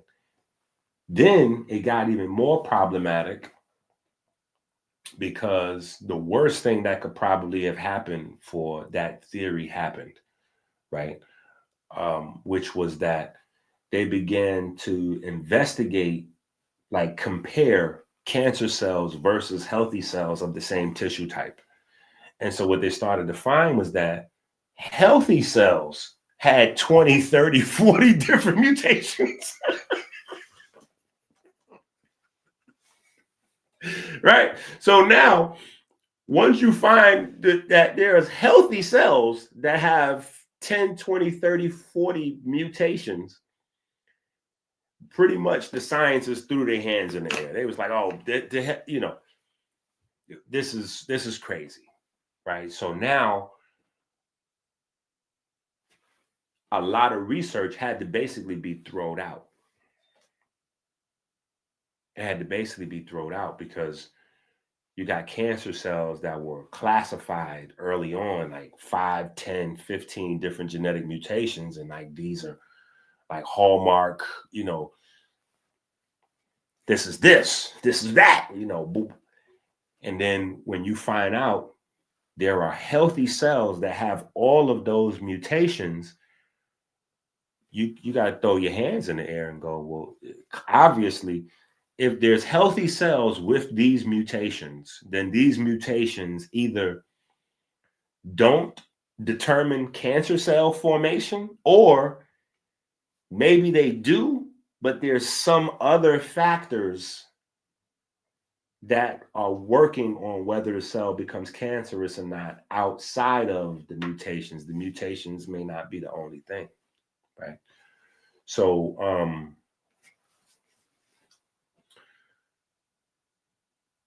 yeah, that was pretty much the death of, right? That was pretty much where it got. People had to start, the know-it-alls had to kind of admit they didn't know it all at that point, right? So that's where they started to go back into Otto Warburg's research, right? And that's where my guy Thomas Seyfried, I always show y'all this book, Thomas Seyfried, and his book is going up. It's becoming more expensive. It's not in the thousands yet. It's not in the thousands yet. But when I bought it, I paid like $40 for it or $50 for it, right? And, you know, John Q. Public would think it was pretty expensive at $40 or $50. You know, a few years went by. That thing was moving on up, about $60, $70, right? Then when we did the website and the app, I don't know if y'all remember, we had a website and an app for a minute, right? The Thomas Seyfried book was about $90. You know what I'm saying? Right now, it's depending on the website you look at. I think on Amazon, it's like $140 right now, right? But yeah, he came and he wasn't alone. It was another guy named Doug Doug something or other. But Doug was a little, eccentric with it. I forgot his whole name, but he was just a mitochondria. Like he was kind of like a mitochondria savant. You know what I'm saying? He was teaching out of Philly. White guy, beast. But he was in the mitochondria DNA, right? That's where he was at, right? And that's where he was. It was still, so he was kind of merging the two, right? So he kind of came and went. He had a moment, you know what I'm saying? He had a moment like, somebody drop an album be crazy. They come back with the second and third album and be a little trash. Like, it was kind of like that. You know what I'm saying? He had a moment where people thought what he was saying might have turned into something, but it didn't. Because what he was doing was he was just trying to placate everybody, but he was smart, you know what I'm saying, in terms of what he knew about mitochondria. And, I definitely learned some stuff, what I could, his information, even over my head, some of it. But the gist of what he was doing was he was putting Otto Warburg's, cellular respiration and metabolism idea together with the traditional Darwin kind of genetic mutation thing. He just removed the genetic mutations from nuclear DNA and put it over on mitochondrial DNA, right? So that's where he was trying to get people to have their search. And, lesser evolved minds was citing his work or his information and referencing Otto Warburg. And I'm like, what are you, you got to stop watching these YouTube videos. I'm like, y'all got to start reading. So mitochondrial DNA is not the same as the electron transport chain. Just because you hear the word mitochondria, you can't just assume because you don't know the rest of the word, because you don't know the rest of the words in the sentence, but you heard mitochondria, so you believe it's the same conversation. No, this two separate conversations. It's not the same conversation. And it's not the same theory, right? It's not even close, right? It's not even close, right? Respiration, metabolism, fermentation, all of those things are in the energy production and energy metabolism space, right? DNA mutation is in the cellular replication space, right? Now, cancer cells have two fundamental aspects which make them different from all other types of cells: how they replicate and how they metabolize energy, right? So from a philosophical standpoint, you could go in either direction. You can go, okay, well, let's explore how they replicate, which would be DNA, or let's look at how they produce energy, right? Which would be somewhere in metabolism, respiration, or fermentation, right?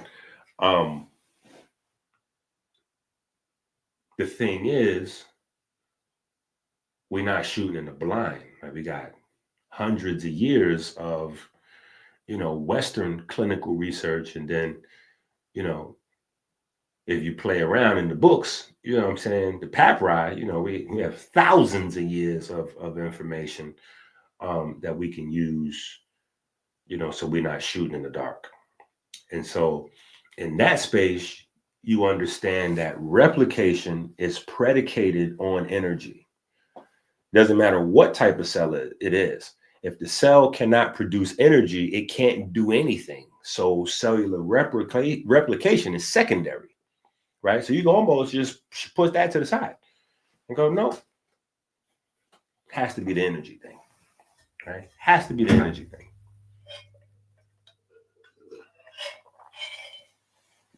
And so over the years, that's what it's come down to. Otto Warburg's ideas have held up, right? Wish we could have just acknowledged the ancestors. We'd have probably been a lot further, right? We trillions of dollars were wasted, right? Studying the Darwin-based ideology, as opposed to just sticking with the papyri. Like the papyri gave us everything, respectfully, the seeds of everything. I'm not saying that stuff is not advanced now, but the seeds of everything came from those papyri, period. Medicine, surgery. So we should have just stuck with that. You know what I'm saying? But at some point, covering up the source material has a cost, right? Lots of people dead. You know what I'm saying? A lot of people got rich off it, but a lot of people died needlessly, you know, or maybe earlier than they should have. You know, we all have to die at some point, but, you know, premature death, I would say, is the cost that we've paid over the last few hundred years by ignoring the source material, right? Because the source material would have had us, we would have started and just stayed in the pocket of metabolism, right? We would have just started and stayed in the pocket of cellular respiration, like literally the fundamental symbol of kemetic science, art, spirituality. It's the heart and the windpipe, right? So, yeah, we would have stayed in that bag. We would have stayed in that pocket, right? We would have probably already whooped cancer. We'd probably already whooped cancer, right? And I'm sure people would have been able to monetize it and still make billions or whatever the case may be. But people would have a better, people have better outcomes, right? Doctors are still going to get rich. Doctors are going to be wealthy in any type of society, no matter what. Barter, capitalism, socialism.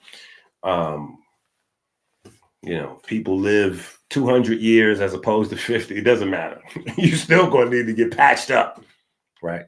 So I'm saying that to say I don't think that money is the limiting factor, right? Because, you know, I entertain all conspiracies, right? I even create some of my own, you know.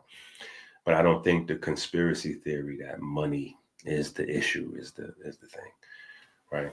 I think initially money is a part of it, but I think it was more power and control, and you know, the Greco-Roman institutions needed to maintain the idea of you know, them, because everything is based on, you know, God on earth. Like that's just how it goes, you know, divine order. So God has blessed me with this, so I am the one in power. So because God has blessed me with this, I do what I'm saying. I have the right to dictate X, Y, Z, right?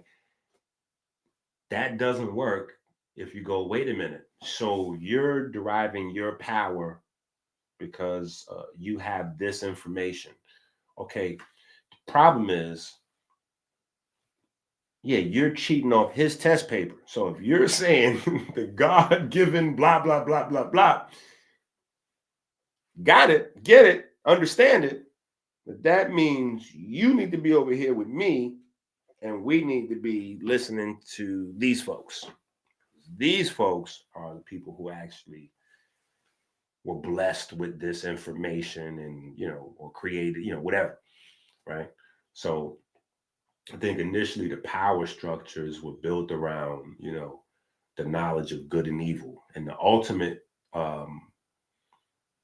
knowledge of good and evil is life and death, right? How to save a life, how to create a life, how to take a life, right? That's the ultimate knowledge of good and evil, life and death, right? So early on, the doctors in Kemet, and as you move to Greece, Rome, and, you know, modern societies, early on, the doctor was the priesthood, even in school, even in colleges, right? The first degrees outside of masonry were given by the church, right? Which is part of the reason why the Masons and the church had beef in the first place, right? Because the Masons' ideology was education for everyone, the church ideology was education for the priest only, right? And then everybody else listened to us. You didn't even have the right to read the Bible until, you know, so it's crazy. Anyway, yeah, they wanted to keep everybody illiterate. So, yeah, we're not taking no shots at the church. This is just church history, right? So,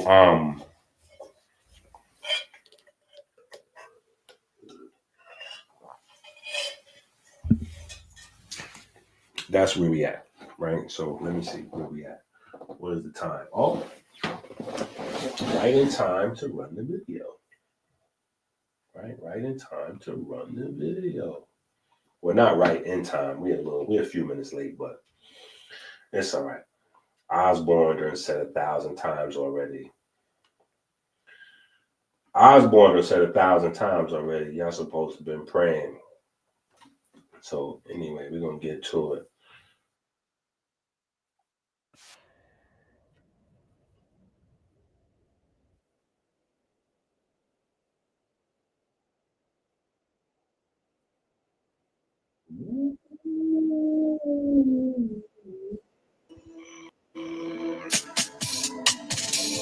We give thanks and praise to the Most High God for the divine spark that set our cells into perpetual motion. We give thanks for the magnetism of the Most Holy, the magnetism that repels and attracts the ferry boats of light 60,000 miles every 60 seconds throughout our vessels and caves. We give thanks for the ability to drink clean water every 60 minutes, flooding the river of life.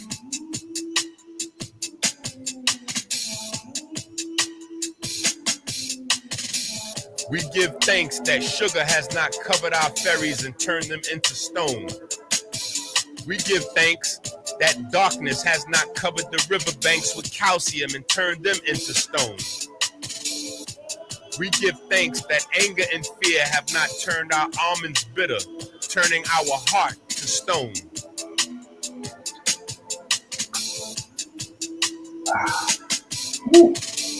We give thanks for smooth sailing upstream through the valley of death, through the superior vena cava into the right atrium.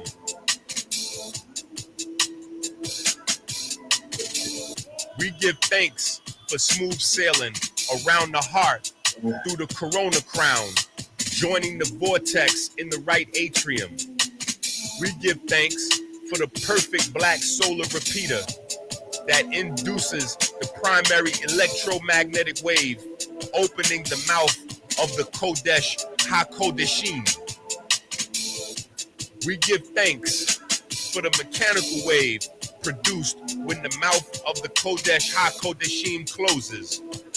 We give thanks to the ray wave, reflecting on the semi-lunar valves, opening a pathway to the vineyard. We give thanks for the mechanical wave produced when the lunar gate to the vineyard closes.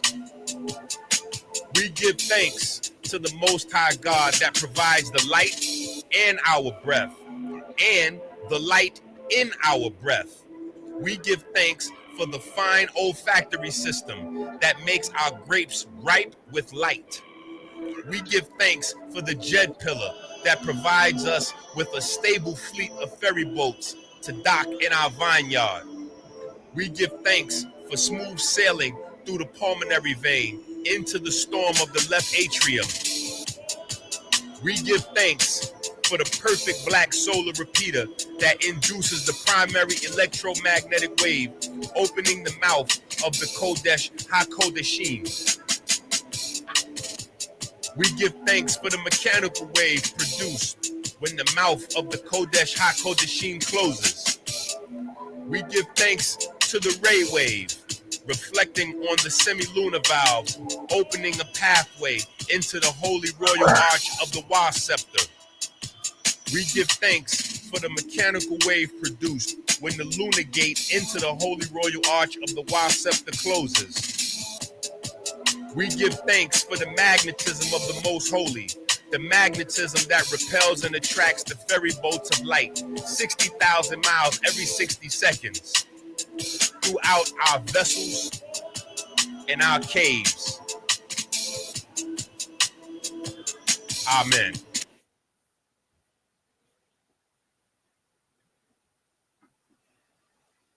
Before Meredith. Now I do these back to back just so that just so people know what we're doing. You never know. This might be somebody's first time watching. Whew. I still be a little out of breath though. Right? So if you've never seen this before, so you know what you're doing. This is the instructional version of the prayer. EnQi prayer number 2. You can follow along. Exercise. We give thanks and praise to the Most High God for the divine spark that set our cells into perpetual motion.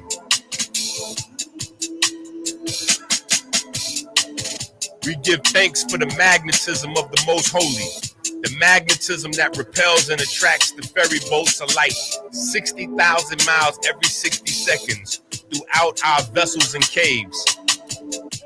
We give thanks for the ability to drink clean water every 60 minutes, flooding the river of life.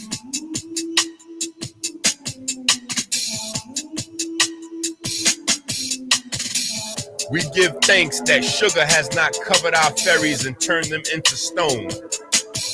We give thanks that darkness has not covered the riverbanks with calcium and turned them into stone.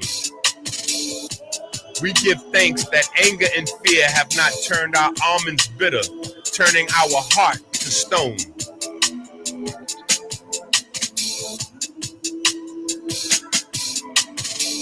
We give thanks for smooth sailing upstream through the valley of death, through the superior vena cava into the right atrium.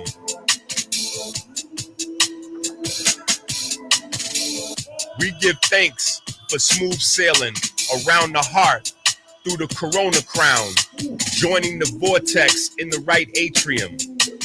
We give thanks for the perfect black solar repeater that induces the primary electromagnetic wave, opening the mouth of the Kodesh HaKodeshim. We give thanks for the mechanical wave produced when the mouth of the Kodesh HaKodeshim closes. We give thanks to the ray wave, reflecting on the semi-lunar valves, opening a pathway to the vineyard. We give thanks for the mechanical wave produced when the lunar gate to the vineyard closes. We give thanks to the Most High God that provides the light and our breath, and the light in our breath. We give thanks for the fine olfactory system that makes our grapes ripe with light. We give thanks for the Djed pillar that provides us with a stable fleet of ferry boats to dock in our vineyard. We give thanks for smooth sailing through the pulmonary vein into the storm of the left atrium. We give thanks for the perfect black solar repeater that induces the primary electromagnetic wave, opening the mouth of the Kodesh HaKodeshim. We give thanks for the mechanical wave produced when the mouth of the Kodesh HaKodeshim closes. We give thanks to the ray wave, reflecting on the semi-lunar valves, opening a pathway into the holy royal arch of the Wa scepter.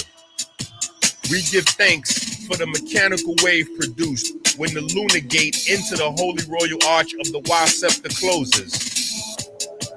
We give thanks for the magnetism of the Most Holy, the magnetism that repels and attracts the ferry boats of light 60,000 miles every 60 seconds throughout our vessels and our caves. Amen.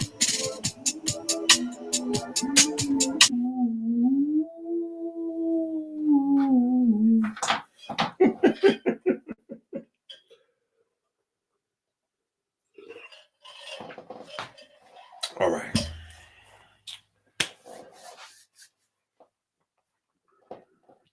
What was we talking about? Yeah. I had to move the chair out the way so I can get a little get busy with it, get busy in. All right. So if you don't have this little tiny book here, right? This is Electrician Manual number 2, the Lymphatic Immunity book, right? Nice little thickness to it, but it's a quick read-ish. It's a quick-ish read, right? But it's important to get a good grip. It's important to get a good grip on how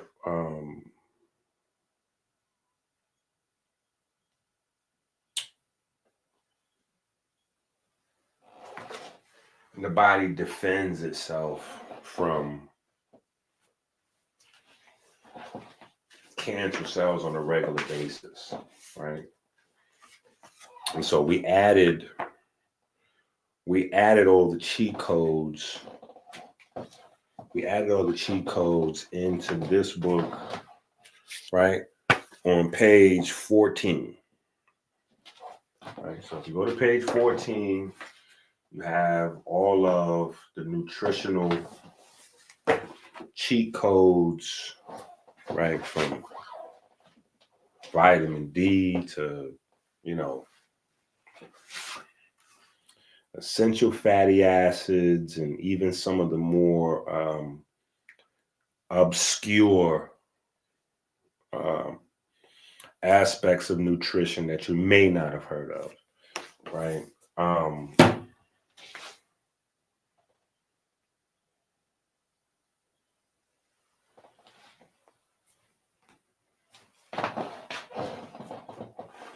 So again, if you don't have the Lymphatic Immunity book, go get that, right? The Kitchen Chemistry book, right? And not just the Kitchen Chemistry book, but the all 3 of these. It's 3 of these. It's the Kitchen Chemistry book,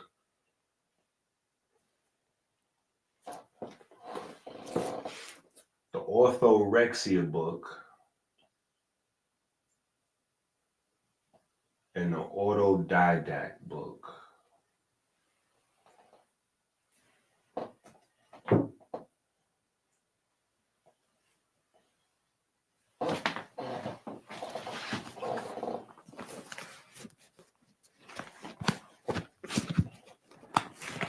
Right? Orthorexia is one of my favorite words. At one time, it was a slur, almost a racial slur, but it was a slur, right? The Pulse of the Culture book, very important book, right? It's these 2 books. This is kind of the Skintology series, so they kind of go together.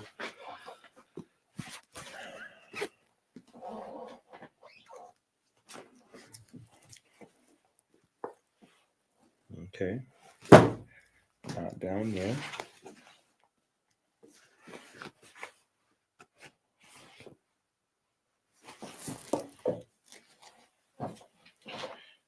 They kind of go together.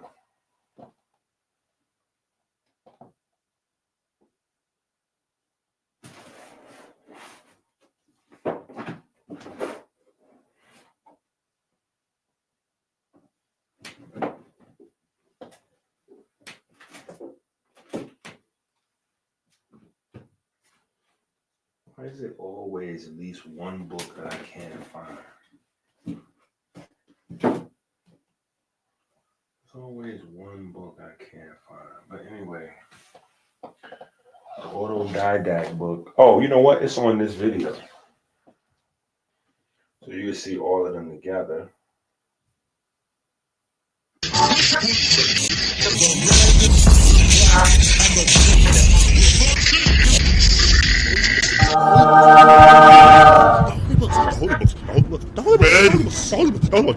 The gods have blessed us. We must act now. We must act now.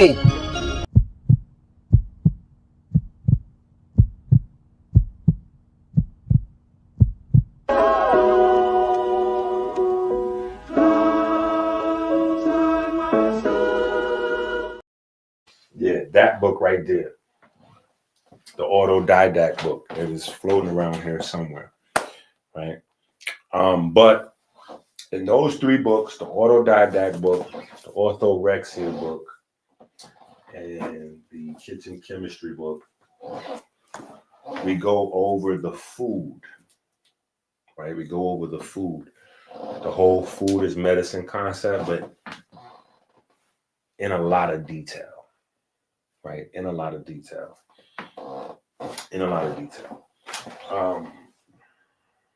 Now, what I want to jump into,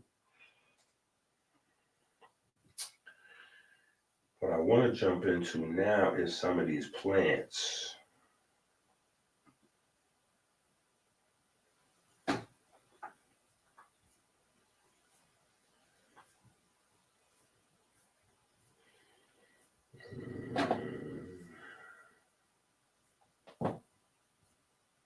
Let me see.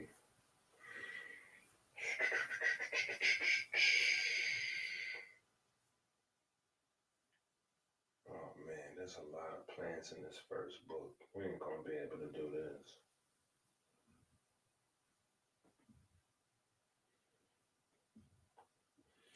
Okay, yeah, I definitely kind of OD'd. Yeah, I OD'd. You know why I OD'd? Because I got lost and I was going through like every plant, like on Earth type of vibe. So I was kind of going crazy. Yeah, I was going crazy with it.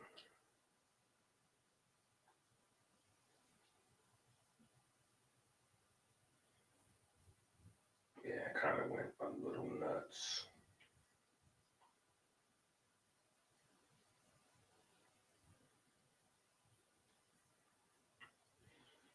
Yeah, I went a little crazy. So we probably definitely are not going to go through all of these plans, right? But we can definitely look at the, like we can look at this one, right? Here's one. One of my favorites for obvious reasons, right? Now this right here, what we're looking at is the Ebers Papyrus book, right? So for obvious reasons,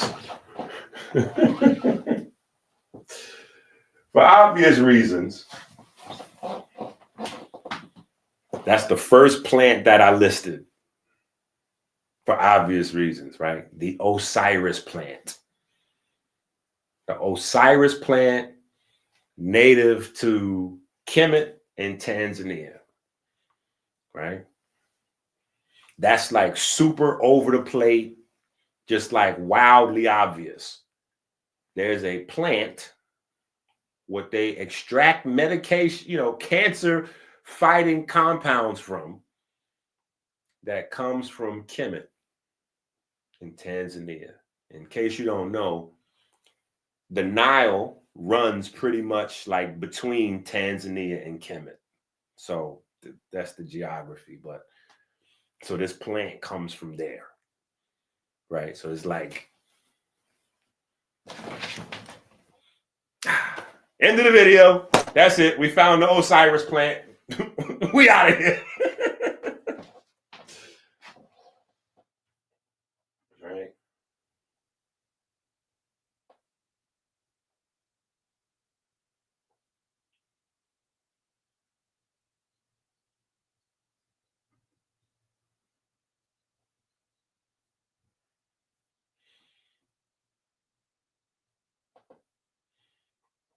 No, this is good. This is good. Right? The pixelation is going to be nice and crispy. It's going to be crispy. You have no worries. Right? But yeah, so this was one of my favorites. There's a bunch of them though. We went through a bunch of plants. Right? So obviously we talk about the name of the plant. Right? But then we go through some documentation, a little breakdown. Right? So Kemet, Tanzania, Ethiopia, right? Traditionally used for the treatment of malaria, right? So then we stop right there. We stop right there, or we can stop right there anyway. And jump in our malaria bag, right? We can stop right there, jump in our malaria bag.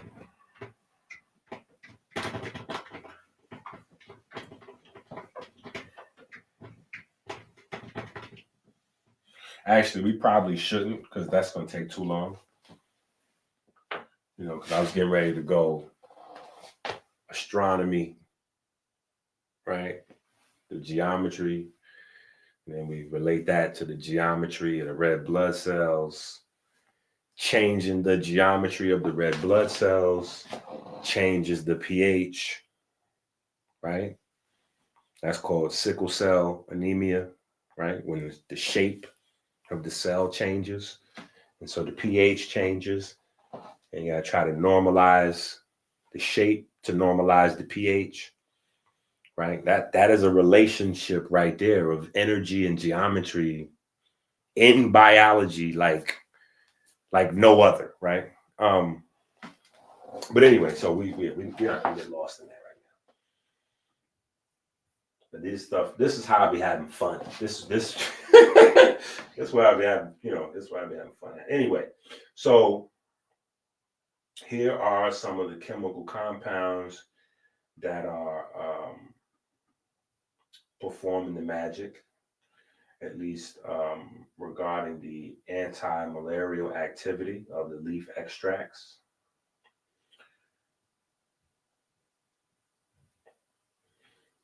Right, we get a little further. We have catechins, right? And so there's that. We have anti-ulcer activity, right? And so we go through and they talk about the extracts on ulcers and what's relevant. What's relevant is the same throughway between malaria and some of these ulcers is the pH of the fluids surrounding these, surrounding the cells and the tissues where these things pop up,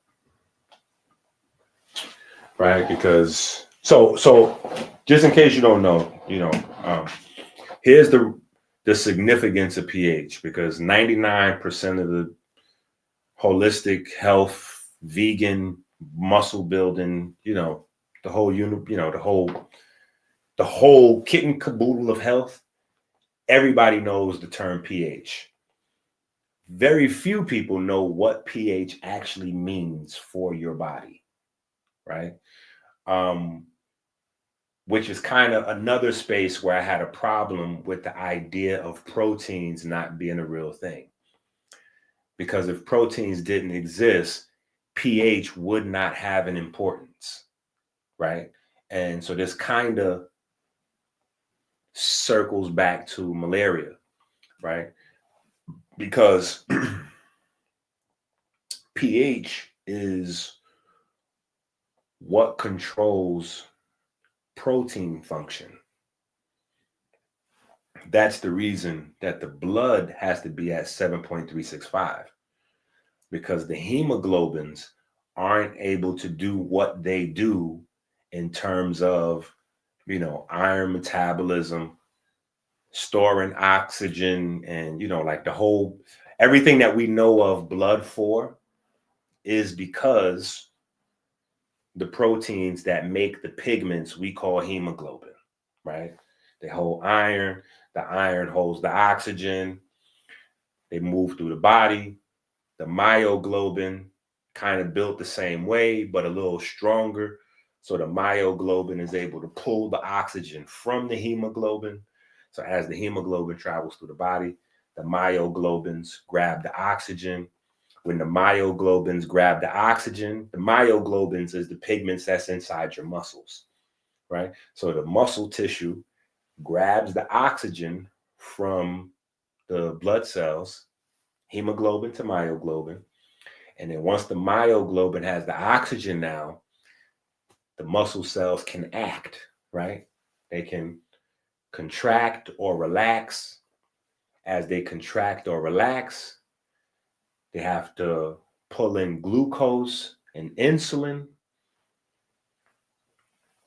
to continue to produce ATP for the contraction and relaxation.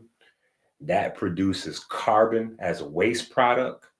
That carbon is binded with the oxygen that the muscles pulled in and released back into the blood as carbon dioxide, and then the cycle repeats itself, right? So if the pH changes in the blood, the hemoglobin can't do its oxygen thing. All of the tissues start to get hypoxic, which means hypoxia, or basically your tissues are suffocating because they can't breathe, right? And so they can't breathe, they can't function, the tissues start to die, necrosis, sepsis, all of those lovely things, right? But it's based on the pH, right? And different areas of the body, you have different type of pHs where the pigment or the proteins need to function, right? So pH is important everywhere because pH tells you the measurement of what's going on with acids and base, or acids and alkalines, but not like, like steak versus kale. Acids and alkalines like positive hydrogen ions and negative hydrogen ions, right? So the more negative, the more alkaline, the more electric. The more positive, the more acidic, the more protonic, right? But proton gradients run processes in the body just like electron gradients run processes in the body. So that's another thing that science is coming to the conclusion of, that the health community will be talking about in the next 5 to 10 years. That protons do just as much in the body as electrons do, right? And we already talked about that in the mitochondria water book, wherever that is. So if you don't have the mitochondria water book, add that to your Amazon, get that book, right? But it's protons that basically drive the electron transport chain, right? Protons are moving through each cytochrome, pooling together, and then coming back through the rotor in cytochrome 5 to keep that thing spinning. So as you have the electron transport chain drives the protons, and the protons actually drive the recycling of water and ATP, right? So anyway, protein folding, amino acids, protein folding, protein synthesis, protein function is all based on pH. So don't think that, like, I want y'all to be able to understand the links in how things work. right? So even if a thing is not labeled, okay, this plant is for cancer. If you see that it's used medicinally to regulate pH in your body fluids, that has a downstream or upstream effect on precancerous cells or cancerous cells' ability to do what they do. Right? All right. So, but you got the names of these plants, which is important because now you can go crazy and do your own research. Right?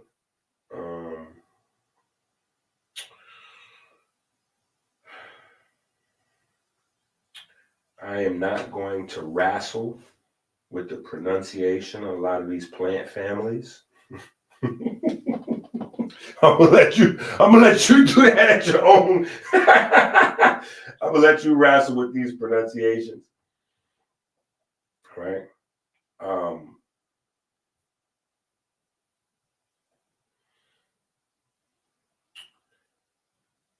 For the most part, though, what I wanted to do, at least in the first Ebers Papyrus book, was introduce the plants, the countries, and just get us familiar with some of them.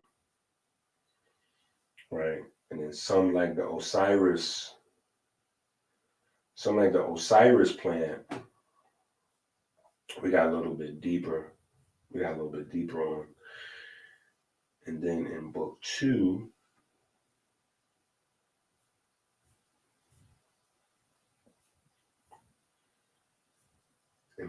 we went a little bit crazier.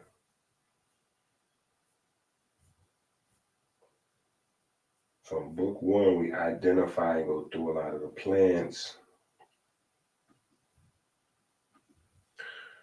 And then in book 2, which will be out shortly, right? This one's not on Amazon yet.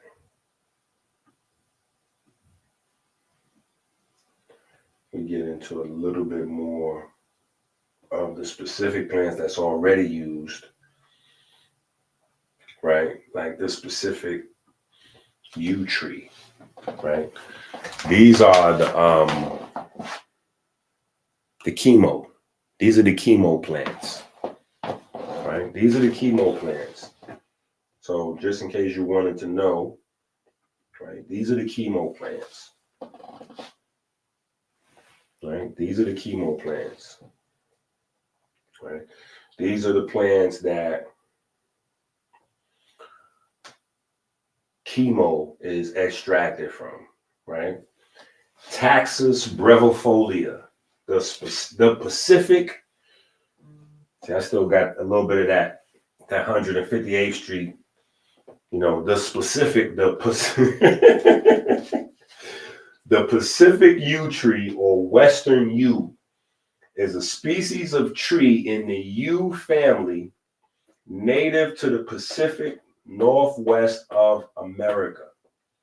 It is a small evergreen conifer thriving in moisture and otherwise tending to take the form of a shrub, right? And also, the evergreens, right, play a key role in Osiris' story as well, right? The chemotherapy drug, paclitaxel or Taxol, used in breast, ovarian, and lung cancer treatment can be derived from this tree and other species of yew, as it was already becoming scarce when its chemotherapeutic potential was realized around the 1990s. The Pacific yew was never commercially harvested from its habitat at a large scale. The widespread use of the medicine was enabled circa 2003 when a semi-synthetic pathway was developed from extracts of cultivated yews of other species. Right? So they discovered it, and it took them about a decade to figure out how to commercialize it. right? How to commercialize it. Once they figured out how to commercialize that bad boy, right? Then you can get some, right? But now, right? So the beauty of these conversations like this is when you find out these specifics, right? It's like your mind can never go backwards, right? Your mind can never go backwards. You can never think again in a certain type of way about holistic information, or, you know, maybe stories your grandma, your grandpa might tell you, or, you know, Native American medicine, or, you know, Native Mexican, you know, it's not just Kemet, right? But it really is about giving honor and reverence and respect to all of those cultures that use the different type of nomenclature than we do today because of our indoctrination of English, which we know is really French and German culture, right? So because we are under French and German culture, articulation that doesn't fit into the, you know, into the nomenclature of what's accepted by those two, you know, founding archetypes of what we have today is all discarded, like wholesale discarded. Even people that come to America from other countries with degrees, they got to go back to school and start all over again because their degrees is not accepted here, right? So when you learn this stuff, you know, it's a way to give credence, respect, reverence to all of those cultures that said, no, we knew about this, but, you know, we're about it, you know, a different way. We've seen it a different way, right?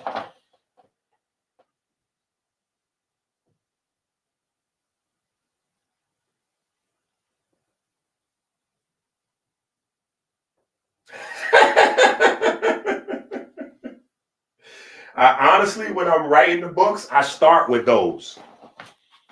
And the rest of the chapter, I figure out around those, right? But yeah, I definitely appreciate that. You absolutely know we're gonna get to Madagascar periwinkle. It might be the next one. Shout out to Mr. Africa himself tapping in. Yeah, this book right here is the Ebers Papyrus Volume 2.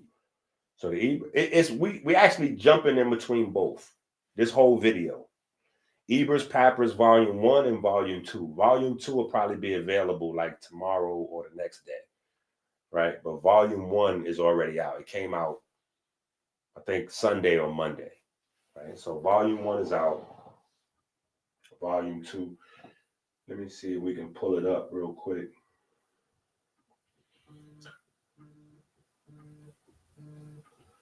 Let me see if we can pull it up real quick.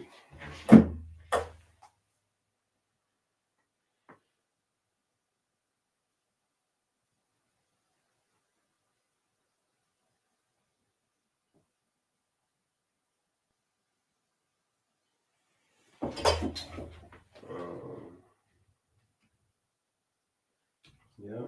Ooh. Let's see, Amazon.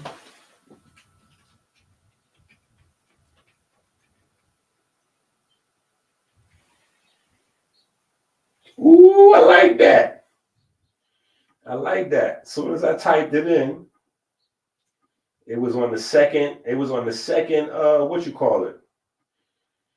So Amazon is trying to hook us up, right? I typed in Ebers Papyrus in the search bar, and it was the second book right there.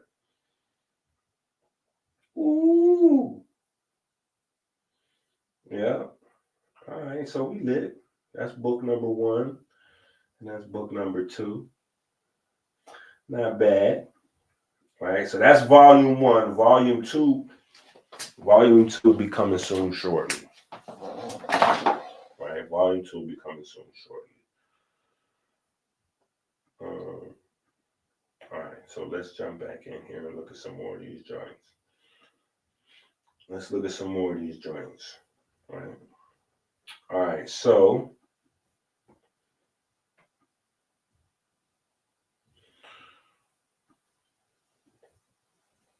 it was already becoming scarce in the 90s, blah, blah, blah, blah. Okay. They searched far and wide for the most effective products to cure cancer. In the 1960s, the NCI funded researchers discovered the life-saving natural compound paclitaxel, which later became the cancer drug Taxol. Since its discovery, this remarkable compound has expanded treatment options for patients with breast and ovarian cancers, giving them hope for a cure. Taxol is also used to treat non-small cell lung cancer, pancreatic cancer, and AIDS-related Kaposi sarcoma. Today, it is recognized on the World Health Organization's model list of essential medicines, a list of the necessary and most important medications needed to support a basic healthcare system. So, we're going to take another little break. Can you see why? I'm just saying, I might just remind you, can you see why the Ebers Papyrus itself is everywhere? Like, you could just go anywhere, Google PDF. You can find the Ebers Papyrus anywhere, but you can't really find the plants. You can't really find the plants, right? That's why. Because the plants are in, Rite Aid. It's in, Kroger Pharmacy. It's in, CVS. That's where these plants is at. Right? That's where these plants is at. Right? A story of discovery. Natural compound helps treat breast and ovarian cancers. Right? Okay, so we go through some of the information. Right? We go through some of the information. All right. Blah, blah, blah. Right? We get into a little more details. Right? Arthur Barclay, right? Collected bark and other samples, and then blah, blah, blah. Yeah. All right.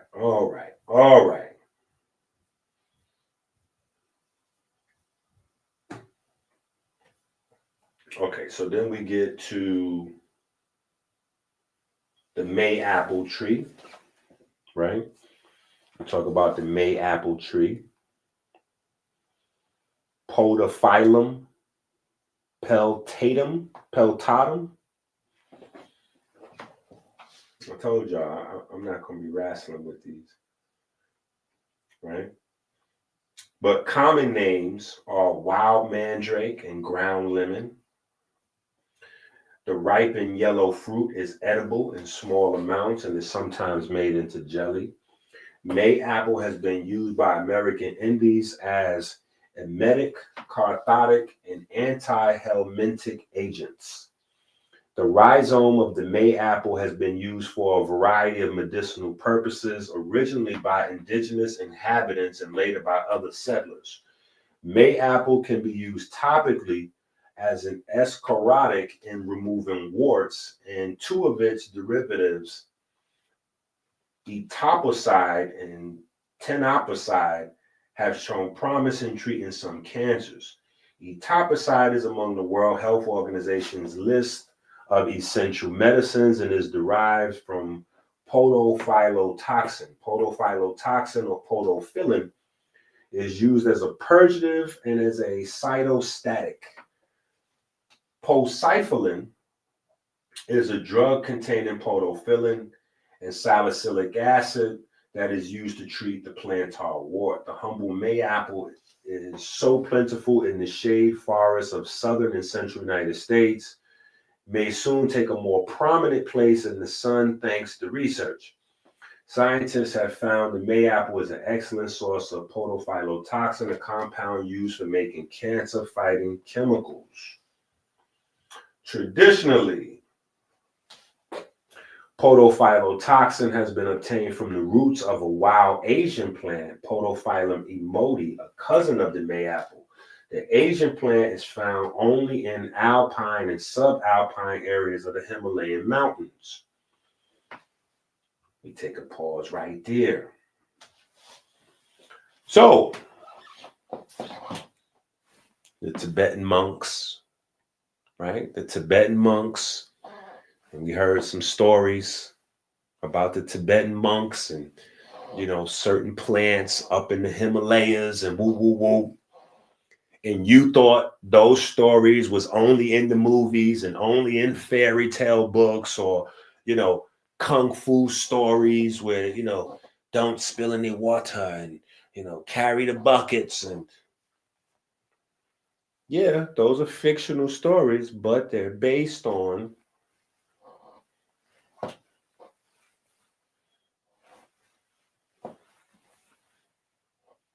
and it's advantageous for the people that are maintaining the power structure to allow you to continue to believe that stories like that are, you know, fictitious, as they're listening to those stories and putting millions of dollars together to send expeditions up into those mountains.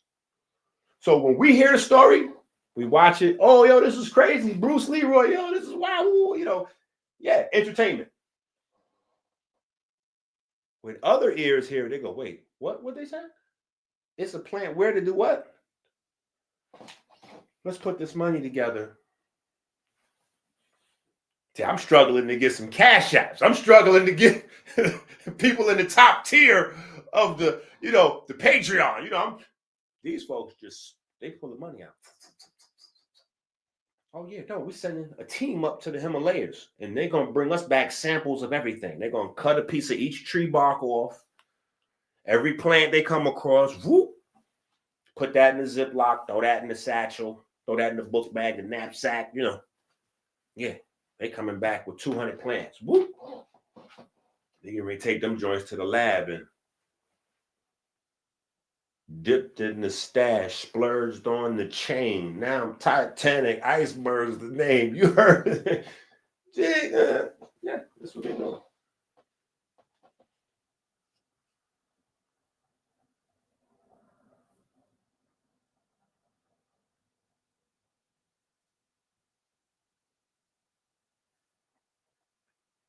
All different types. You got plants for all different types, right? All different types. So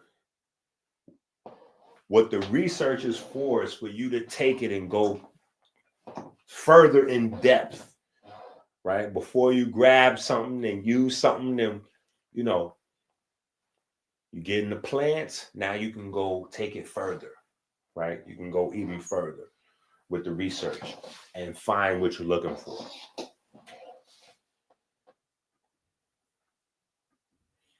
Right? A common weed called mayapple, right? A common weed, right?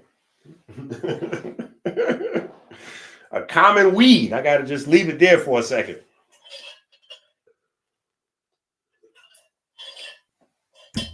That means that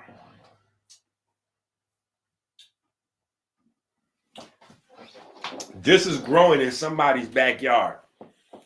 This is growing in somebody's front yard. And they're mowing it down, spraying it, killing it off, right? They spraying it, mowing it, killing it off. A common weed called mayapple may offer an alternative to an Asian plant that's been harvested almost to extinction. You hear that? Almost to extinction for anti-cancer extract. Agricultural Research Service Administrator Floyd Horn announced today, besides providing a dependable long-term supply of the anti-cancer drug, the new extraction method, if adopted, could turn the American mayapple into a new alternative crop for U.S. growers, right? But now, compare these two words, weed, crop. Weed is something that grows all by itself. It does not need the help of man. Crop is something that is going to be grown, planted, harvested, fertilized on purpose, right? The near extinct Asian plant, Podophyllum emoti, is a cousin of the mayapple weed found in the United States. The Asian plant makes a compound called podophylltoxin used in manufacturing the cancer drug etoposide, the active ingredient in a drug used for treating lung and testicular cancer and chemotherapy. The drug has been shown to inhibit the activity of an enzyme essential for the replication of cancer cells, preventing their spread. But shrinking supplies of the P. emoti plant in India have resulted in export restrictions, since synthesis of etoposide from simple building blocks requires a costly multi-step process. Many attempts have been made to develop alternative natural sources of this compound. Working with the University of Mississippi, researchers, plant physiologists Camilo Cannell and Frank Diane with the ARS Natural Products Utilization Research Unit at Oxford, Mississippi, discovered and developed a new method of extracting podophylltoxin. With it, they've shown that leaves of the mayapple peletatum can yield a readily available, plentiful, and renewable source of stored podophylltoxins. Again, we're going back to the 360 book series, and the brown book is out. So all 360 books are out, right? But remember, I was telling y'all my panda story. Right? Eats, shoots, and leaves. I was telling y'all my panda story, my panda joke, panda walking to the bar, right? To tell y'all about the panda fast, right? Leaves, right? Stem cell treatments, right? Leaves for stem cell treatments. Because remember, we were talking about LeBron, Kyrie, AD going down, and I was saying that the leaves, right? Leaves are good stem cell treatments, right? Poor man stem cell treatments, right? If you got that bag, then you can just go get you a shot of stem cells. But for the rest of us, yeah, you might want to get you some leaves, right? These are components that are found in the leaves of common trees, right? And Alex asked us about the Madagascar periwinkle, right?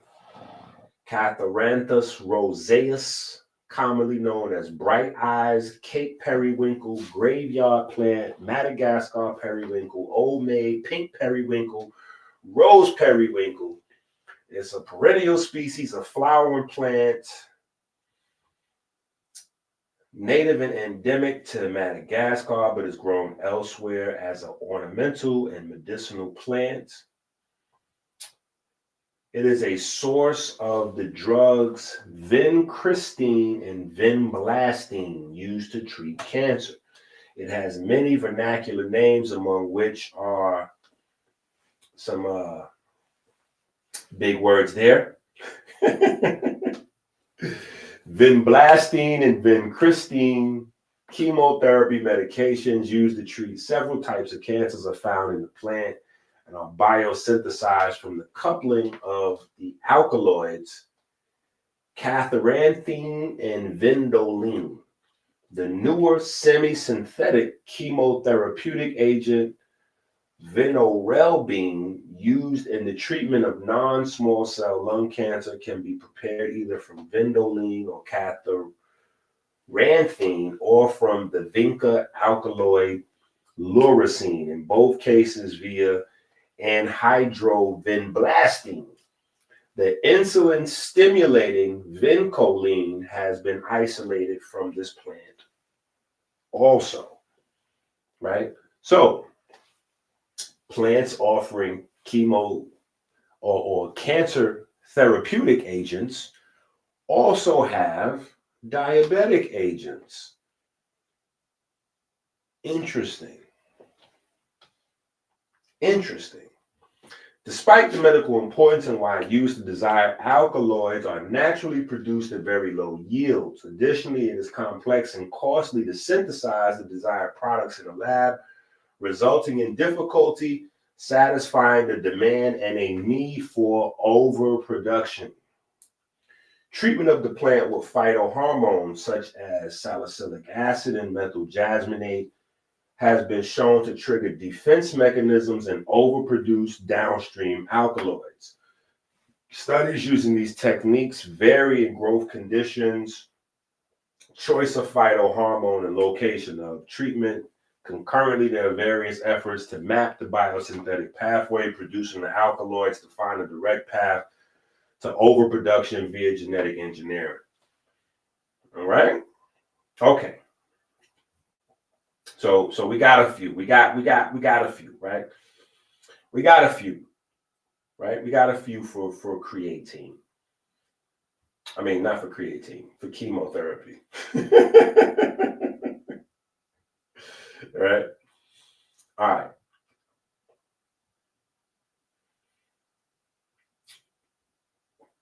So then we have a little interesting discussion, right? Shout out to the Patreon family for this question, right? If you're out of the loop, right? Creatine is now being researched for ability to prevent cancer as well as ability to, influence cancer, So creatine is now in the tug of war of cancer research. Is creatine helping to cause cancer? Is creatine fighting cancer? Right. So we talk a little bit about creatine in the cancer space.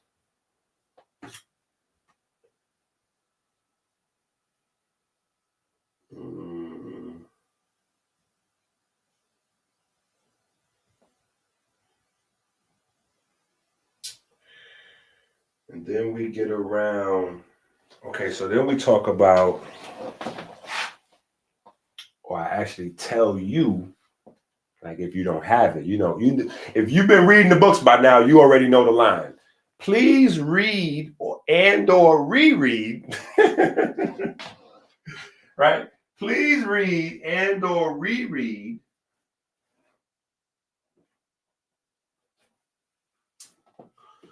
Melanin vs. Diabetes, Book 4, the Carbon Edition, right?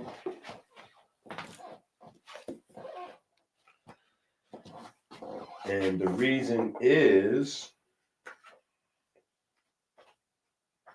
because in this book, I kind of laid the groundwork for where the connection with creatine and cancer comes in. And if I can find the page, we could go through it real quick because it's kind of real simple.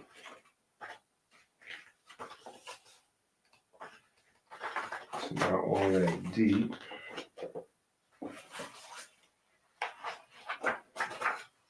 But if you don't have that book, the Carbon Edition, Melanin vs. Diabetes, Book 4, the Carbon Edition, yeah, you want to go ahead and you want to get that.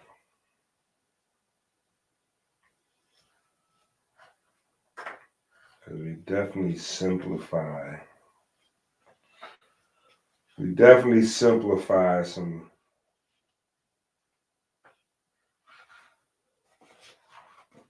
Where is this?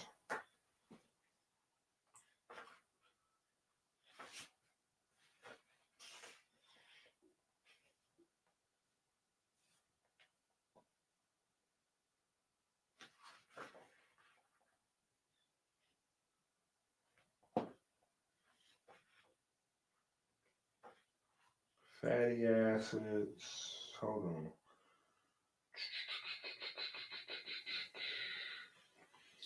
Beta oxidation, meaning 2-carbon atom oxidation. 2 carbon atoms are the gateway to testosterone and vitamin D.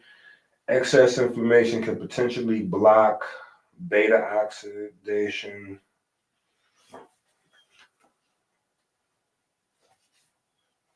When fatty acids are metabolized into glucose, the tricarboxylic acid cycle functions the same.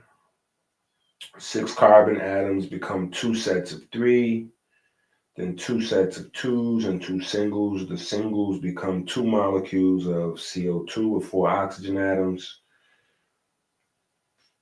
When children have too much sugar, blah, blah, blah.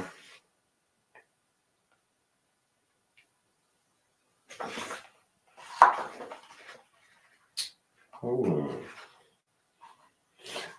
Okay, right here. More carbon. So if you have Melanin versus Diabetes, book 4, the carbon edition, it's the more carbon section of the book.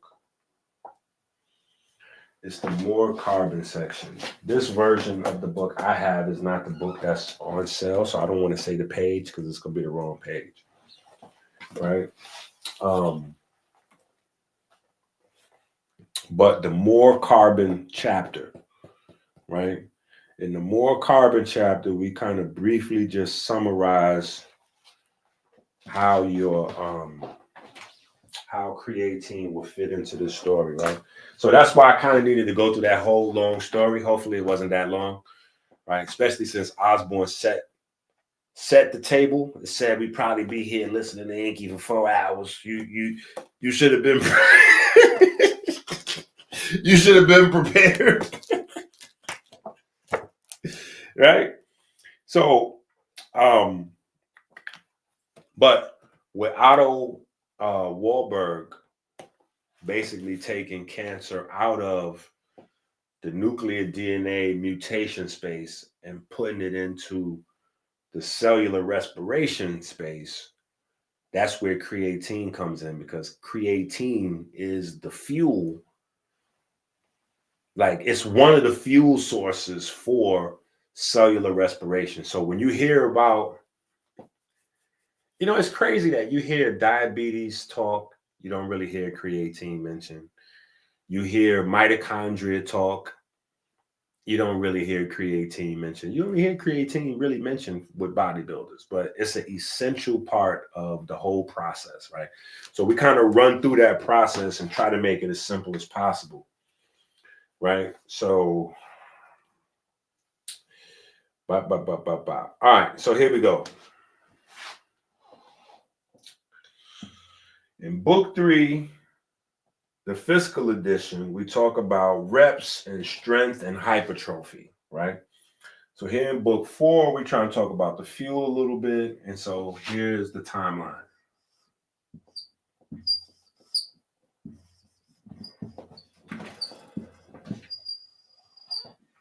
Right? You got the 7 to 9 second system.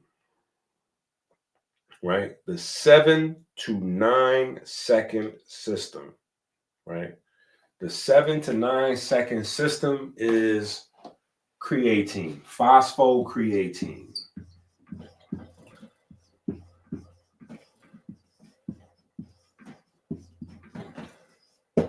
So the phospho lets you know phosphorus is always there.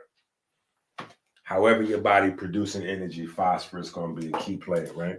But phosphocreatine, this is basically a pool of energy molecules, not ATP, phosphocreatine, a pool of energy molecules that your body taps into immediately, right? Just to get the system going, just to get the muscles firing, just to get everything. So the very first pool of energy that your body taps into is phosphocreatine, right? So the first 7 to 9 seconds being a time limit for switching from strength training into full-blown hypertrophy. All right, so in the book, we kind of discuss it in the capacity of training, exercising, right? How to focus on building strength or building muscle, like size versus strength. So we kind of have the hypertrophy conversation. Yeah. So there's that, right? So anyway, this is all happening in the cytoplasm of the cell, right? So that's important to know as well for the later conversation.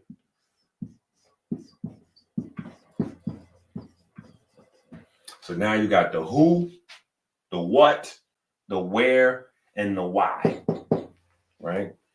In terms of the first phase of your energy production, right? All right, after and during the high-flying majesty of the phosphagen system is the glycolysis system. Glycolysis happens during the heroics of the phosphagen system. However, it's a lot stronger and lasts longer. At the micro scale, time is moving as fast as the chemical reactions can fire.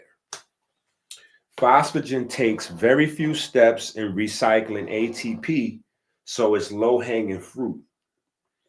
Glycogen, the glycogen lactic acid system has 12 steps.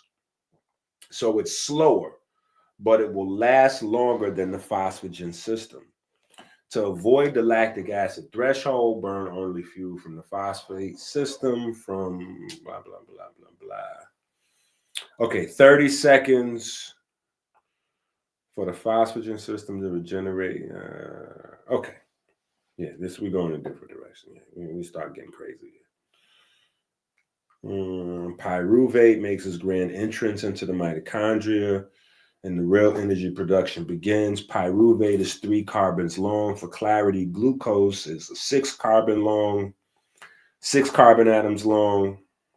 So is vitamin C. One enzyme at the right pH breaks glucose into 2 pyruvates. Right? So then you have 2 3 carbon, right?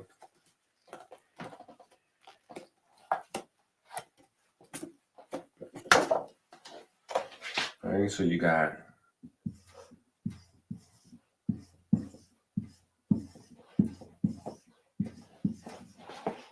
right. So at the right pH, you have an enzyme, break this bad boy down. And so now you have pyruvate, right? 2 pyruvates, right? And then you have that same thing happen again, where an enzyme is going to come along, right? And break these down. And so now you're going to have a single carbon over here, and you're going to have these 2 carbon units here. And then you're going to have the same thing happen on this side, a single carbon, and then 2 carbon molecule over here. These guys are going to be shuttled further down the line, right? This carbon right here is a waste product. So this right here is where respiration has to merge with metabolism. When you break this glucose down, you have a single carbon and a single carbon. Both of these single carbons have to be combined with oxygen, right? 2 oxygen atoms, right? 2 oxygen atoms, and now you make CO2, right? And you get rid of the CO2. The CO2 is waste, right? CO2, 1 carbon, 2 oxygens. These double carbon units are going to go on down the chain. That's going to be acetyl-CoA and cholesterol to vitamin D, testosterone. All that comes from this process. So it's later on, right? And we go for the maniacs like myself, for the maniacs like myself,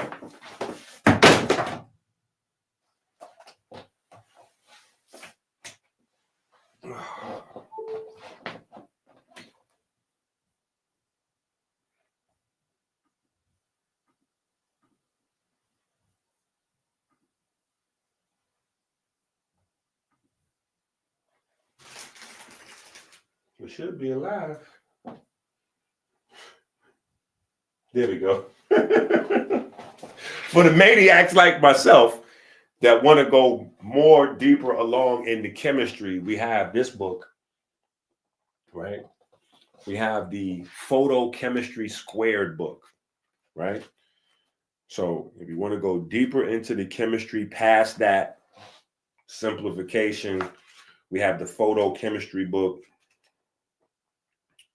right? Where we go all the way in, right? We start right there with the 2 carbon units, and we go from, HMG CoA reductase converting hydroxy 3 methyl glutarate, we go all the way in. So that's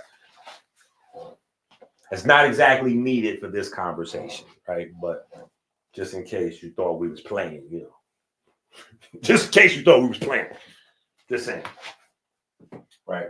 But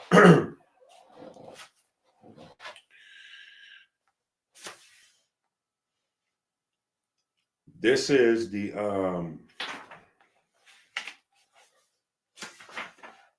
actually, you know what? You might need to get that book anyway. Let me see something. You might need to get this book.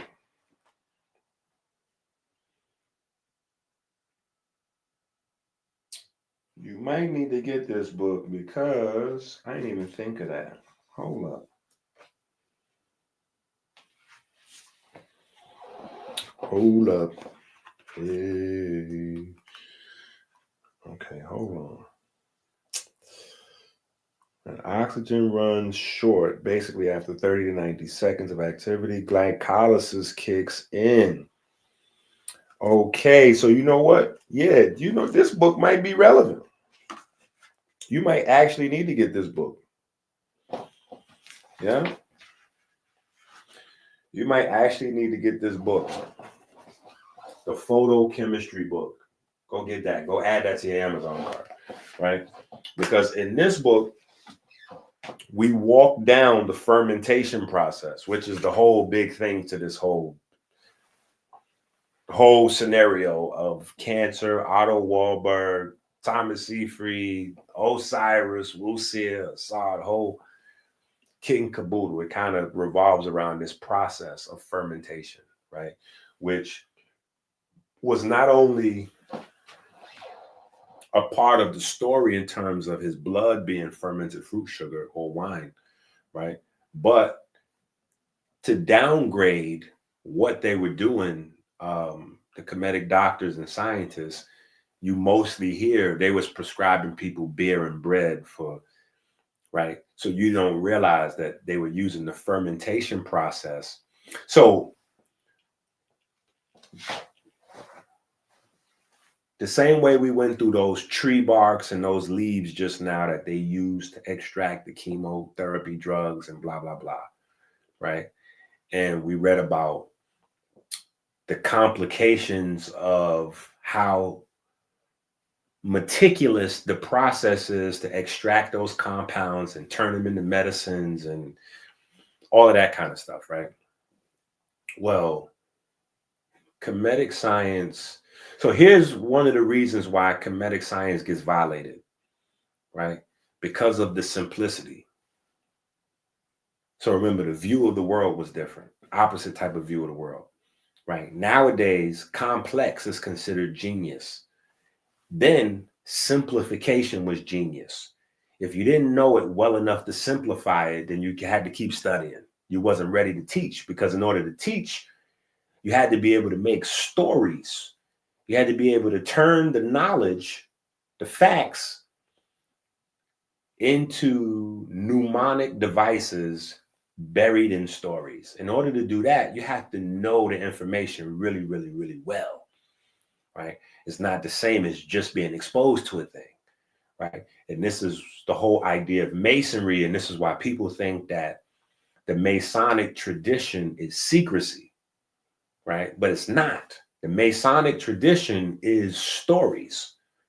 And then you tell the story, you relive the story, and you're supposed to be able to continuously study the stories and pull the information out of the stories. That's what it's about. Freemasonry is the other side of the Kemetic science, right? Because you take the scientist takes the story, the knowledge, and buries it into stories colorfully, because the story is a lot easier to remember than ridiculous facts in chemistry. Not ridiculous, but just like stone cold chemistry is people hate it in school, right? But story time, telling a story, oh, easy peasy, 1, 2, 3. You can remember a story.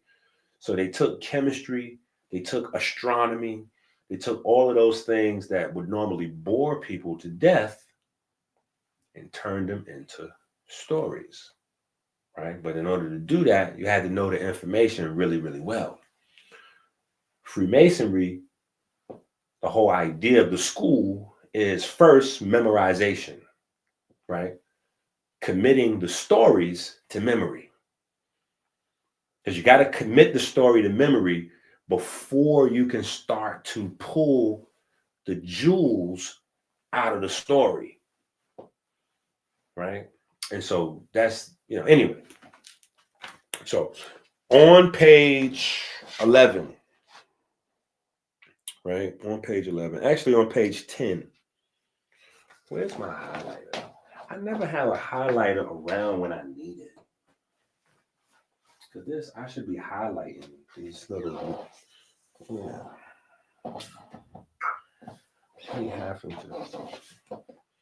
that way it make it easier for me to find these pages when I'm looking for them in the book. Anyway, page 10. Alcohol is basically a carbohydrate made from fermenting carbohydrates. Drinking alcohol and alcohol in general is very important to melanin versus diabetes research. Sugars are 6 carbon chains. Fats are 3 times as long. Carbohydrates are hydrated carbons. They have water molecules attached to each carbon, right? Hence carbohydrate, right? A water molecule is H2O.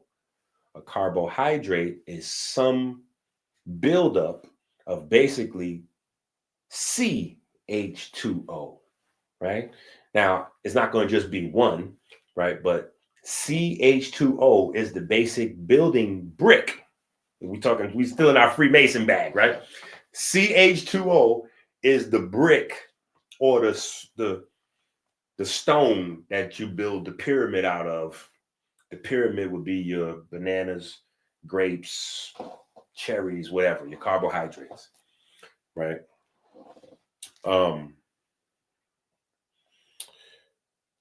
Hydrated carbons, blah, blah, blah. Your body can simply remove the water to create fat, which is lipogenesis, right? So this is how your body creates fat out of carbohydrates. It removes that water, right? That's lipogenesis. The body could do the same thing with alcohol. This is why drinking spirits can tax the system in ways you can't see. Fermentation temporarily bridges the space between the dead and the living. At least that's what I might have heard somewhere, The process of decay is the process of death. Hence, you got Wusir or Sar's right-hand man, right? Anubis, always in the building, right? That's the god of decay, right? The ancient Egyptians understood well that a little salt kills bad bacteria, but a little more than a little salt stops all fermentation, aka glycolysis, right? So this is why salt was named after the netures, right? That's what salt was called, right? Salt was named after the netures, right? The netures were the forces of life.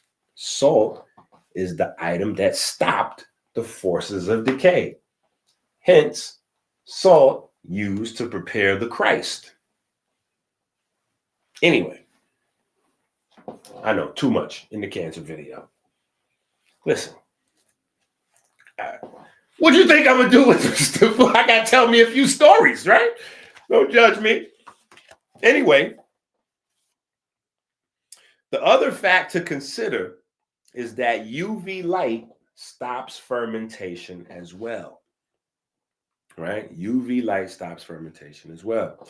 The basic chemistry in producing the blood of Osiris is taking these 6 carbon sugars, breaking them down into 2 carbon alcohols, right? 6 divided by 2 is 3. It's a great business model. They simply use nature as the plug for the weight, cook it up, break it down. All of the best businesses work that way. Nature is the plug. Think about that, right? Agriculture, nature is the plug. Pharmaceuticals, nature is the plug, right? Anyway, the body is able to run this biochemistry forwards and backwards. We just walk through the body, turning alcohol into fat step by step. The keto process starts with those same fatty acids, right? So that's what, right? Removing the water molecules from sugar is how the body produces fat. So the keto process that's the key. That's a part of the whole keto science, right? So I just want to clue you in to where the theories come from and the different approaches, right? Because as the energy part of the energy-based theory of cancer becomes more evident, comes more to the surface and the focal point, right? It's gonna be more of a full court press marching towards keto, right? And there's a reason for that. We're gonna get to that. How many hours? We might hit that 4-hour mark, Osborne. We stalking it down. We might get there, right? So we're gonna explain how the keto fits into this as well. Right? We're gonna explain how the keto gets into this as well. Because you basically have 3 different macro molecules, right? You got carbohydrate, you got your fats, and you got your proteins, right? Well, remember, I've been telling folks for the longest, like, the problem with protein, and this is kind of where things got complicated with Dr. Sebi's message, because on the one hand, you got to say, well, he's dead wrong.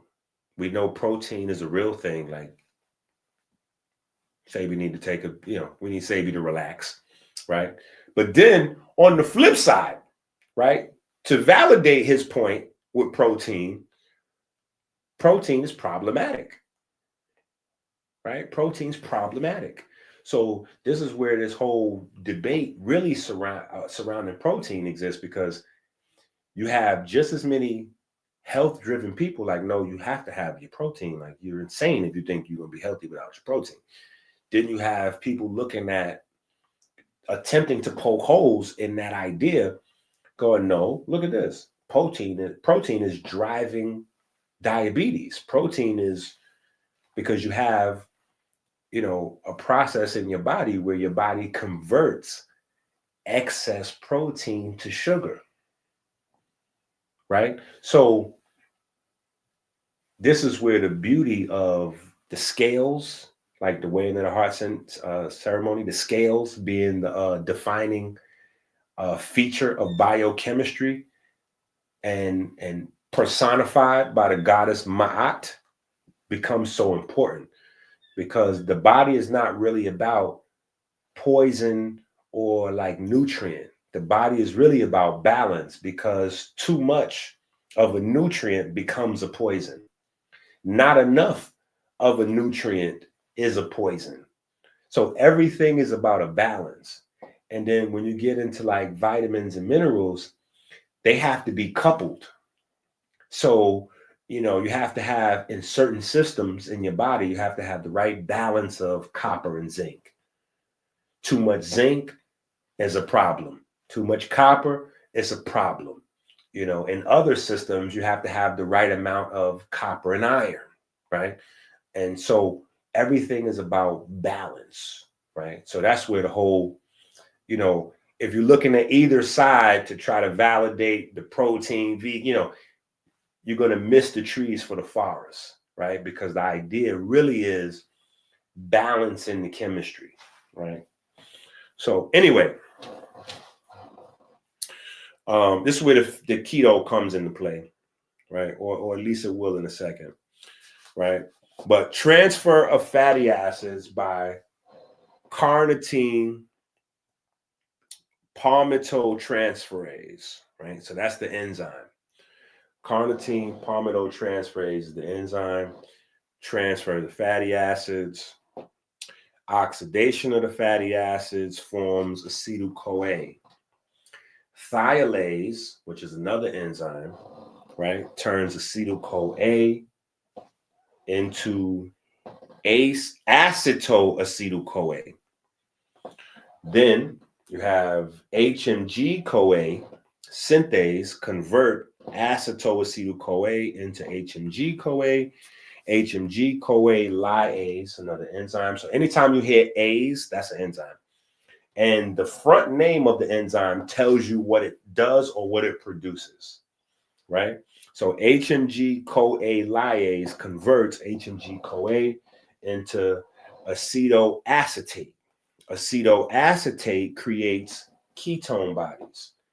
Acetone D3 hydroxybutyrate via reduction, right? So we're walking you down step by step through the chemistry, right? Like I said, just folks be thinking we playing. We don't play over here, right? D3 hydroxybutyrate is converted to acetoacetate by beta hydroxybutyrate dehydrogenase. Acetoacetate is converted to acetyl-CoA by beta ketoacetyl-CoA transferase. This can now be used for energy. Acetyl-CoA is dropped in the citric acid cycle or tricarboxylic acid cycle to produce 22 units of ATP, or 22 ATP molecules, right? 22, just like the Hebrew alphabet that was created by Akhenaten. Just saying. These numbers pop up. Interesting, right? The process leaves acetone as a waste product. This process is regulated by insulin, low carbs, or high fat intake. Ketones are water-soluble lipids. They have two functional groups attached to the carbonyl group. Keep this next point in mind. For all of my Sabi followers that somehow also do keto, you can't really be a keto person and a Sabi person. Just saying. Right? Acetoacetate and beta hydroxybutyrate are super acidic. They have pKa values of 3.6 and 4.7. So listen, I'm not saying do keto. I'm not saying not to do keto. I'm just saying don't misrepresent yourself in the world or misrepresent Dr. Sabi in the world and say that you're following Dr. Sabi, but you're also doing keto, right? Because keto is an acid program. End of story. Keto is acid, 100%. Just putting that out there. Love my keto people.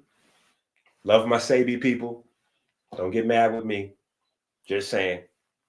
Leave your emotions at the door when you come into the djedschool. Okay? When you come to djedschool, leave your emotions at the door over there. Right? Pick them back up on your way out. Take them with you to the house, right? But leave them at the door when you come in class, right? Okay. All right. So we already discussed pH and different enzymes, right? So if you notice, as we're going through the chemistry, right, and we talk about an enzyme converting something to something else, in order for the activity of those enzymes to do the biochemistry, it requires a specific pH. Now, 7.365 is the pH that the blood needs, right? But that's not cytoplasm and that, all the different spaces in the body is different, different pHs for different enzyme sets, right? This is how the body makes sure that chemistry happens in the right spaces, right? So anyway, get back to the blood of Osiris. The more fast twitch muscle you have, the more your body will utilize glycolysis for energy. Glycolysis is one step from fermentation. It's also the preferred food for cancer cells, right? So in case you don't know where we're at, we are in the phytochemistry book, EnQi's Law of Metabolism. We are on page 10. 1, 2, 3, 4, 5, 6 paragraph, right? Glycolysis is one step from fermentation, right? Because if you're out and you're discussing this information, right, you're going to run into somebody that's halfway educated and, they 50% educated, but 100% critical. 50% educated, 100% critical. And they're going to tell you there's no fermentation going on in the human body. The human body doesn't do fermentation, blah, blah, blah. And they're going to try to get over technical and technical you out of the truth, right? So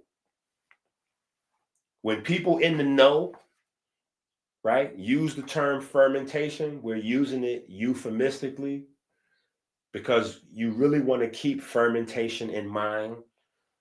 But the process in the cells is glycolysis, right? And it's almost a totally identical process except for like the last step, right? Except for the very last step, glycolysis and fermentation, same thing, right? All right. So you got to have that in your back pocket so you don't, try to talk to somebody that's kind of like, school trained and they try to like, ain't no fermentation. What are you talking about? Stop watching that guy with them gold teeth. Right? So anyway,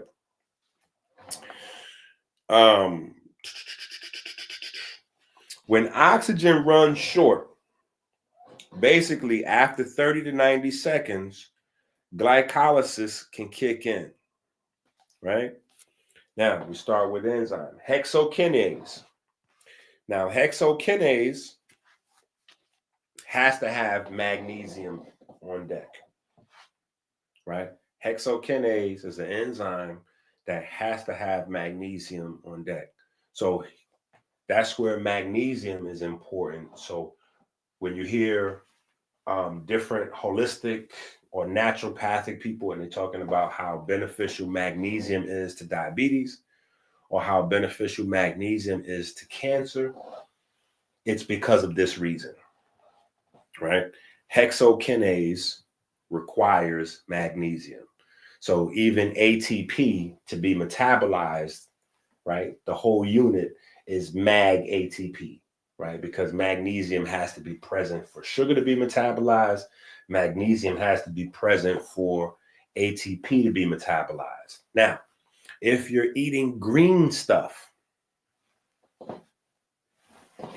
you never have to worry because the green is there, right? Nature, the natures, they packaged it together for you. Yeah, they put that together for you. Whoop. That's all in one package, right? The chlorophyll, the magnesium, the sugar, all that comes together. The problem with processing the food is they strip the pigment from the nutrients and just give you the sugar by itself, right? But if the sugar was packaged with the pigment and the nutrients, your body can metabolize the sugar with no problem, right? So anyway, hexokinase converts glucose into glucose 6-phosphate, right? Glucose phosphate isomerase converts glucose 6-phosphate to fructose 6-phosphate. Phosphofructokinase, again, another enzyme that requires magnesium, converts fructose 6-phosphate into fructose 1,6-biphosphate. Again, this is why we have the magnesium on the website, AmericanHealer.website, because, just saying, aldolase creates isomers from fructose 1,6-biphosphate dihydroxyacetone phosphate and glyceroldehyde 3-phosphate. Triosphosphate isomerase converts the dihydroxyacetone phosphate into glyceraldehyde 3-phosphate. Glyceraldehyde 3-phosphate is oxidized and phosphorylated by NAD. Now, oxidized means what? Just so we, because I know this, for some of y'all, this sounds like the Charlie Brown. Boom, womp, boom, womp, bom, boom, womp, bom. Boom, womp, boom, womp, bom, boom, womp, bom. So I want y'all to understand. We go back to that pH thing again, right? So remember, inside your body, pH is positive hydrogen ions and negative hydrogen ions, or negative OH groups, right? So the negative is basically your electron source, and the positive is your proton source. So as you're going through this biochemistry, just imagine an electron being added, or a proton being added, or an electron or proton being taken away, right? So if a proton is added, or if an electron is taken away, that is considered oxidized, right? On the flip side, if an electron is added or a proton is taken away, it is considered to be reduced, okay? Right? And phosphorylated obviously means you're adding phosphorus to the mix, right? Okay. And that's what NAD travels, phosphorylating and bringing electricity, and glyceraldehyde 3-phosphate dehydrogenase converts glyceraldehyde 3-phosphate into 1,3-biphosphoglycerate. 1,3-biphosphoglycerate is converted by phosphoglycerate kinase into 3-phosphoglycerate. 3-phosphoglycerate is converted by phosphoglycerate mutase into 2-phosphoglycerate. 2-phosphoglycerate is converted by enolase stealing a water molecule from it, forming phosphoenolpyruvic acid, right? Always stealing water is how acids are produced. Keep that in mind, right? Here is when the magic happens. Pyruvate kinase steals a phosphorus from phosphoenolpyruvic acid. That phosphorus is transferred to an ADP, forming ATP. At the same time, the phosphoenolpyruvic acid minus 1 phosphorus equals now pyruvic acid. So you just made pyruvic acid and ATP at the same time, Remember, pyruvic acid is our 3-carbon chain, right? Just rewind this part of the video if it's too crazy. You know what I'm saying? But or get the book, right? I shouldn't even be reading all this, but I just want y'all to have a good understanding when we're going through this stuff. Or at least in the video, you can watch the video multiple times, right? But get the book, Photochemistry, EnQi's Law of Metabolism, and then you'll have all these sets of biochemistry so you can, you know what I'm saying? You know what I mean? Yeah. You can make sense out of this stuff, right?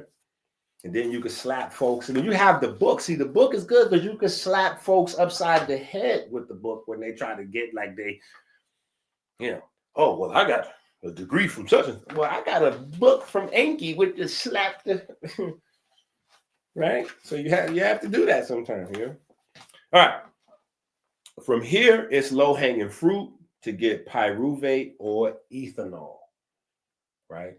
To get to pyruvate or ethanol, homolactic fermentation, lactate dehydrogenase catalyzes the interconversion of pyruvate and lactate with concomitant interconversion of NADH and NAD+. One molecule of glucose is ultimately converted to 2 molecules of lactic acid, right? That is homolactic fermentation. Heterolactic fermentation yields 1 carbon dioxide and ethanol in addition to lactic acid, right? So that's that one different step between glycolysis and the traditional idea of fermentation. Again, the ancient Egyptians understood well that a little salt kills bad bacteria, but a little more than a little salt stops fermentation, aka glycolysis. The other factor to consider is UV light stops fermentation. Think the more water you drink, the better you handle your liquor, right? Okay. Sodium controls water. That's how it controls fermentation or glycolysis. All right. Ta-da. All right. So, anyway, mind you, all that information is just on. We started on page 12. No, we didn't. We started on page 10 and we ended on page 14. So that's 4 pages. Yo, these books be very information dense, right? So you want to make sure you add that into your books. Okay, now let me see where we at over here. All right, so hopefully all that may help to make some sense out of this conversation surrounding creatine and diabetes and cancer, right?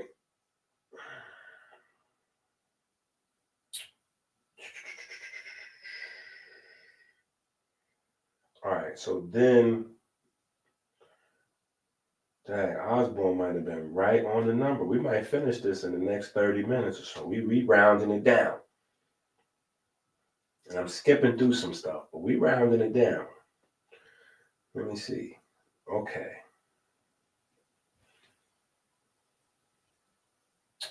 All right, so we got the idea, at least part of the idea. Where's my, oh, here we go. All right, so we got at least part of the idea with the whole glucose and fermentation and glycolysis and all that stuff, right? So here's the other part. It's another part to this. Right? It's another part to this. But at least we went through enough of the science, right, that you can go through the books, go through some research, you can you know, you got some legs, some leg to stand on, right? Oh no, this might be a little more than 4 hours because we still got some other stuff. We'll see what happens. We'll see what happens, right? All right. So, but at least we here, right? At least we here. At least we can go here. Respiration and metabolism.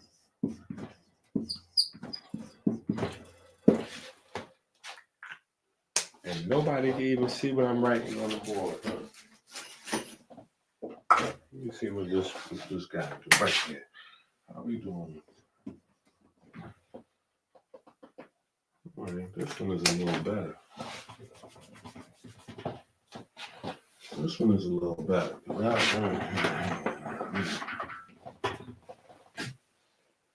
Is this you right here? Yeah, this is you. Okay. All right. So at least we can start to round around to third base. Right? We can get around to third base. Respiration, metabolism. Now, for those of y'all that have been rocking with me for a long time, you can already start to see how diabetes and cancer mess with your heart, right? So this is why Otto Warburg got a Nobel Prize, because questions that really didn't make sense for a long time, when he came with the respiration, and metabolism part to it, some stuff started making sense. Things started to fit together, right? It started to feel natural, started to feel accurate, started to, the DNA mutation, Darwin, that it was clumsy. It didn't come together, right? All right, so at least we got this down pat, right? And so we got the cancer over here, and we got glucose over here. We're just gonna throw this up here, right? And then we got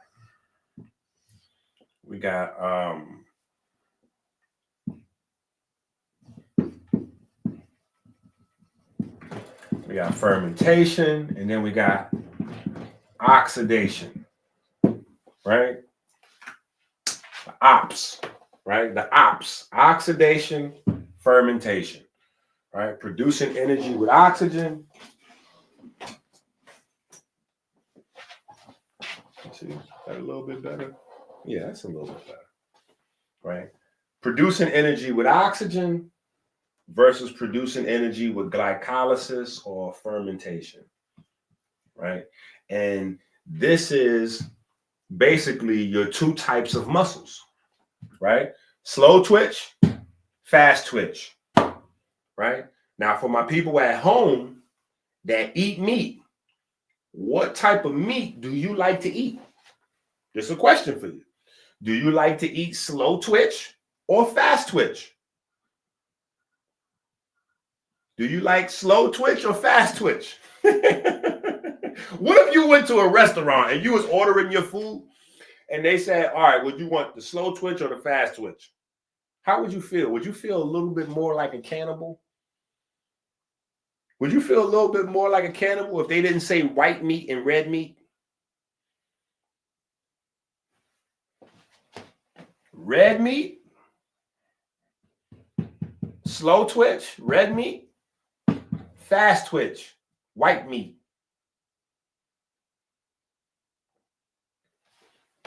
I know you never heard that before. It doesn't mean it's not true. Just you got to deal with it. If you like to eat white meat, you over here with it. Fermentation, fast twitch muscle.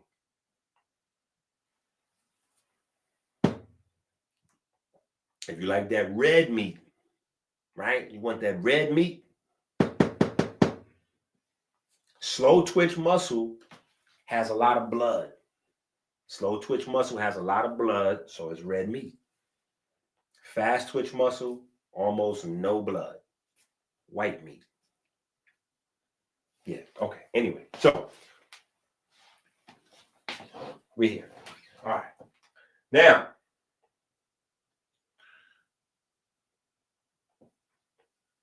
here is the other part where the keto folks jump off the top ropes, right? Because amino acids, like I said, amino acids are not stored in your body. So your body either gets rid of them or turns them into sugar so that the sugar can have the water extracted from it and be turned into fat. Right? And that's how your body can store. Well, technically, it's not storing amino acids because they're no longer amino acids. But so what I'm saying is this. Every day, because of how much you exercise, how much you move around, whatever the case may be, how much light you absorb, right? Because light absorbing is exercise for your pigments. So absorbing light is exercise for your pigments, right? So just absorbing light breaks down your pigments the same way doing push-ups breaks down your muscles. Absorbing light breaks down your pigments. So you constantly have to rebuild them, right? You got to rebuild the muscles, the pigments, remake hormones, all of that good stuff, right? So based on your daily activity, you have a daily requirement for amino acids. What time is it? 2 o'clock? You have a daily requirement for amino acids, right? And I'm looking over there and I got my watch. You have a daily requirement for amino acids. Now, say for instance, for you, that might be 50 grams. For the person sitting next to you, that might be 150 grams, right? Highly specific. This is why there is no such thing as 1.6. You need 1.6 per pound of body weight. No, because what are you doing with that per pound of body weight, right? How much exercise are you doing? You got a 200-pound person sitting on the couch. He don't need the same amount of protein as a 200-pound person that works on the construction site. So he exercising for 8 hours already, but that's non-specific exercise. So after he leaves the construction site, he goes and spends another 45 minutes at the gym. Then after he finished hitting the weights and doing calisthenics for 45 minutes, he liked to play basketball. So he goes to spend another 2 hours playing basketball. Like, nah. Them guys is both 200 pounds, but they have totally different amino acid requirements. You see what I'm saying? So this is why watching bodybuilders for health information like Andrew Huberman and all the rest of these guys is really tantamount to insanity, right? Because you at home are not living like that bodybuilder, right? It's also insanity to be trying to follow the LeBron diet because basketball players, soccer players, right? Basketball players and soccer players burn more calories than almost any other type of athlete. Right. So their requirement for carbohydrates, and it's just insane to try to put together a program for a basketball player or a soccer player. It's insane. You're dealing with, some days they might need 9,000 calories. Then on other days, they might need 3,000, 4,000. Like, it's crazy. Football players, not so much. Right? Not so much. Unless you Dion's young boy that's trying to play on offense and defense, then you got an insane, his diet is crazy. Whoever's putting that together for him every day, because he's not doing that himself. Whoever's putting that program together they need to get at least half of that check. Right? So anyway, so now here's the main culprits, right? If you've been following me for 5 years, you heard me say this before. If you've been following me for 10 years, you heard me say this before. If you've been following me for 15 years, you heard me say this before. If you've been following me for 20 years, you heard me say this before. Glutamine and glutamate, right? I had so much controversy. People attack me, for my takes, my diatribes, my convo, my philosophy surrounding MSG, right? That's kind of how I got known like we was doing colleges and stuff like that, because I was talking about MSG, and it always got crazy, no matter where we was at, no matter what room I was in.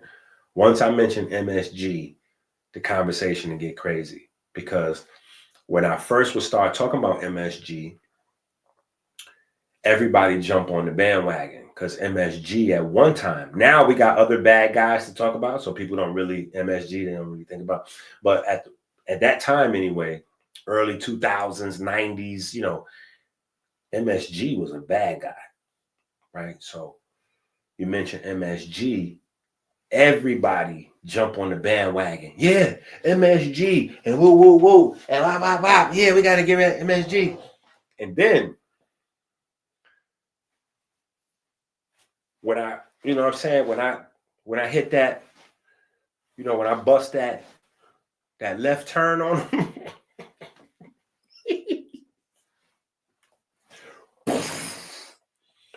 the room always go crazy, because once I start talking about MSG and we go down MSG road, I'm getting ready to circle back. I'm about to circle back around the block, and I'm about to hit up kombucha, right? Because kombucha is a source of MSG, right? And then I'm about to hit up them Bragg's liquid amino acids that all of the vegan holistic restaurants and chefs, that's their secret ingredient. That's their secret ingredient, is Bragg's liquid amino acids. So when you heard me teach KT about the Bragg's apple cider vinegar, right? Telling him like, no, that's not good for you. And then start telling other people that. And then he started telling people that. And then people start getting crazy about it. Secretly, the holistic community was really protecting Bragg's, because they want to protect their secret ingredient that they running all their salad bars and restaurants and all that off of, was the Bragg's liquid amino acids, right? Somebody watching this video now is going to be upset with me about talking crazy about Bragg's liquid amino acids, but it is what it is. We got to think about the chemistry of these things, right? So MSG is something that make all food taste good. That's how MSG got everywhere, because it makes all food taste good. It don't matter what it is. You could sprinkle MSG in dog poop. Dog poop is going to start tasting amazing afterwards, right? If you can get around the look of it and the smell of it, it tastes amazing, right? That's what MSG do. Going into the vegan universe, a lot of people were trying to basically imitate the soul food with vegan options, right? And so the problem was that the vegan options just tasted like plants, like mashed up plant. It didn't taste like. So the way you made the vegan option taste like its original soul food, less healthier option, is by dousing it in Bragg's liquid amino acids, right? But people is not thinking that MSG is monosodium glutamate, right? It is a liquid amino acid. right? So Bragg's liquid amino acid is nothing but a quote unquote healthy packaged, MSG. Yeah, let's sprinkle some splash MSG all over that.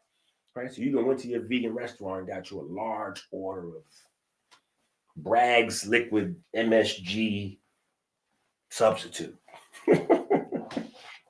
So anyway, glutamine, glutamate. Now, here's the problem, right? Glutamine and glutamate are required in the body. They're required. You need them. But the problem is too much of a good thing goes crazy. So in your brain, too much glutamate burns out your neurons, right? So normally you'll have astrocytes and glial cells in the brain that's going to help make sure, you don't build up excitotoxins or just anything. They're there to make sure the brain, the neurons are clean, the pathways, the fluid is clean. But the astrocytes and glial cells can only do but so much, and they could be overwhelmed on a time scale because it takes them a certain amount of time to pull toxins and chemicals and get them out of the neuron's way. And then you need to drink a certain amount of water and sleep a certain amount of time. You need a certain amount of REM sleep in order for the astrocytes and the glial cells to be able to clean your brain every night. Room service, right? Room service. If you book a hotel for multiple times, the room service want to come in there and clean your room. Now, if you like me and you paranoid because you don't know if the room service might come up in there and look around at what you got and call the homies and then steal you might not want no room service. So after 2-3 days, your room begins to look and smell like a locker room. Same thing. If you're not getting no sleep at night, or you're not getting into that deep REM sleep because you leave the lights on, the radio on, your cell phone going, your TV going, if you're leaving things on and you're not in quiet, silent darkness, you're probably not hitting. Or if you're eating a lot of sugary, or you drink alcohol with a lot of fructose, inhibit the tryptophan, inhibit the melatonin, you're probably not hitting into that REM. Or if you got infections, and so the infections is chewing up your glutathione, because you need glutathione and tryptophan to get into that REM sleep. No glutathione, no tryptophan, no REM sleep. No REM sleep, you don't clean the brain. So the less sleep you get, the faster you get Alzheimer's and dementia, because you're not cleaning your brain at night. You don't clean your brain at night, you get the tau proteins, and it just goes downhill. Anyway, in your body, right? In the brain, that was glutamate. In the body, the glutamine, right? The glutamine,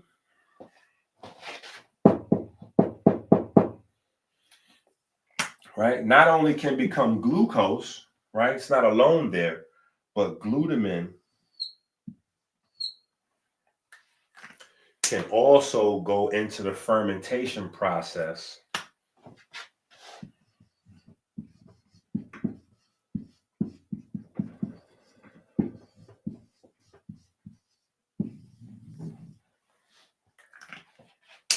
for cancer cells.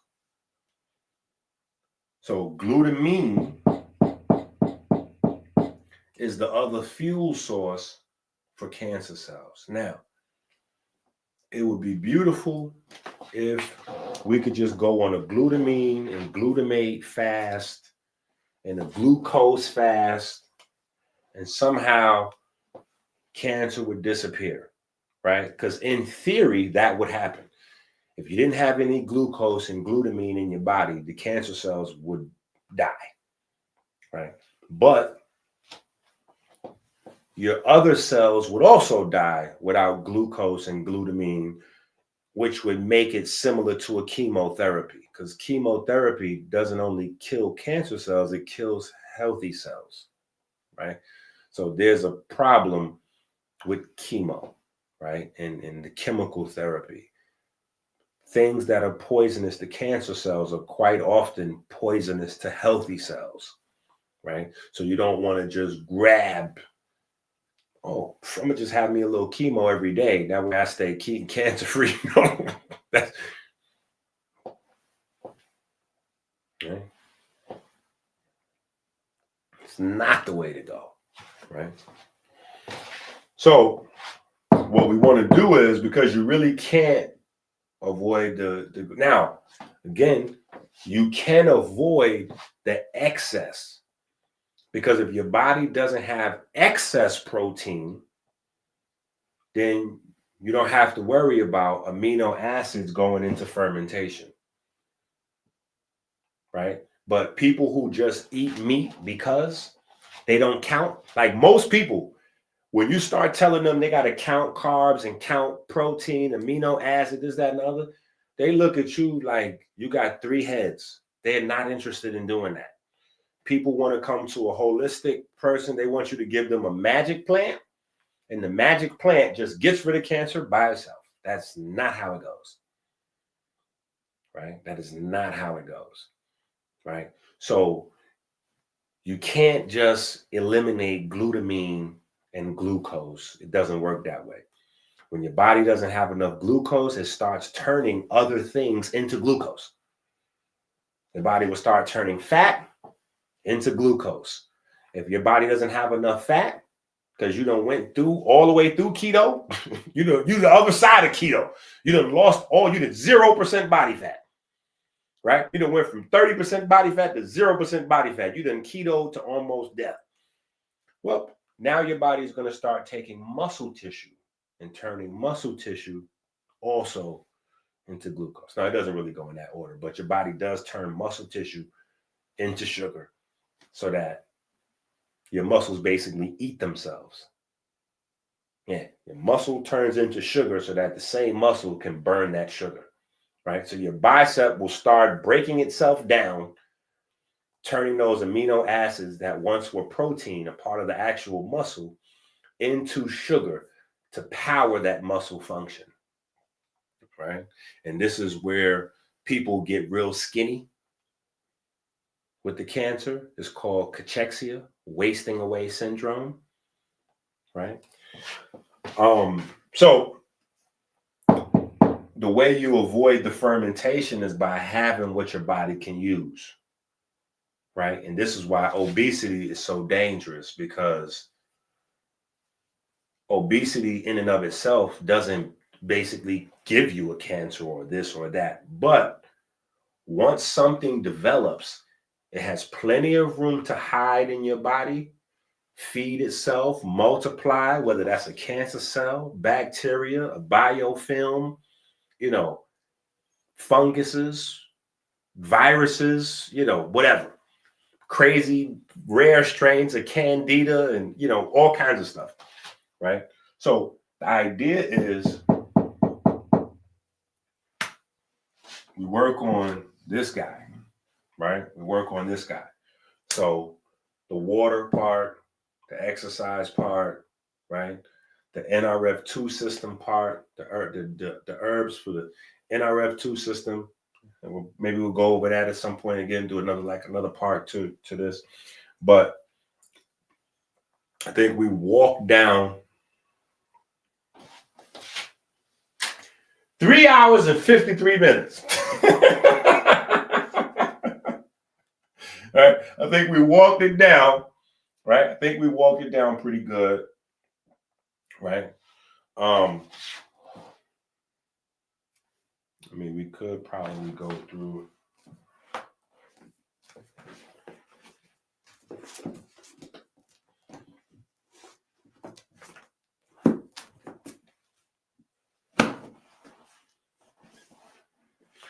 But it'll get really crazy to go through everything, right? It'll get really crazy. We'll be here for a whole day.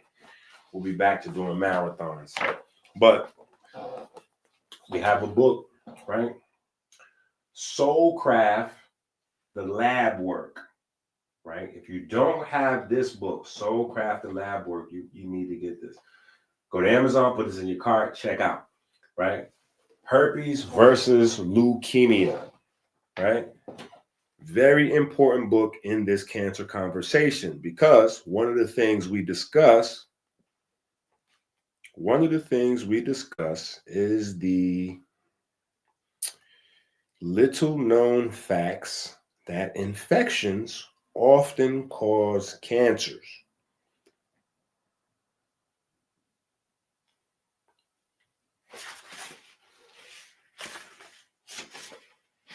Infections often cause cancers.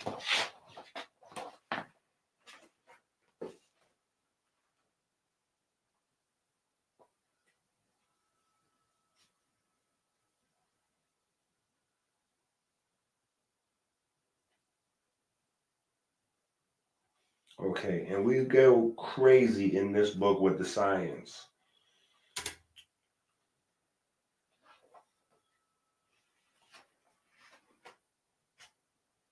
We do go crazy in this book with the science. Yeah, I have a whole section. Yeah, I have a whole section called Chicken Scratch, because I just wrote. I took one of my black and white notebooks and I just literally wrote out everything, like typed it out the way it's written inside my book. And inside my notebooks is like chicken scratch. So, but that's the only way I could really type it out, because otherwise it was too much. It was too much. And here we go through the plants, and these plants are just as relevant to cancer as the ones in the cancer section in the Ebers Papyrus books, because these plants go, they go with infections, but the way we have them written out is for interleukins and cytokines, right? So we hear about cytokine storms and this, that, and the other. This is how you're able to control a cytokine storm, create a cytokine storm, turn a cytokine storm down, turn it off, recognize, in case you're in the hospital or the doctor, yeah. Right. So you kind of want to be able to figure out and know, okay, tumor necrosis factor inhibitors, right? That becomes very, very useful. Right? Tumor necrosis factor is always with interleukin 1, IL-1, and interleukin 6, IL-6, when causing like chronic inflammation, right? So being able to reduce or turn off IL-1, IL-6, and TNF, or tumor necrosis factor. It's like a magician pulling the rabbit out the hat, right? And then there are plants that are in both places, like Angelica, right? Angelica's in both places, right? And we talk about the ability to modulate your white blood cell population in this book, right? This is the lab work book, Soulcraft lab work book, right? Which also becomes very important when trying to fight cancer. You're going to need to, depends on what you got going on, but you're going to need to turn up them white blood cells and get them armed and deadly. You're going to need to turn them up and get them armed and deadly. Right? So,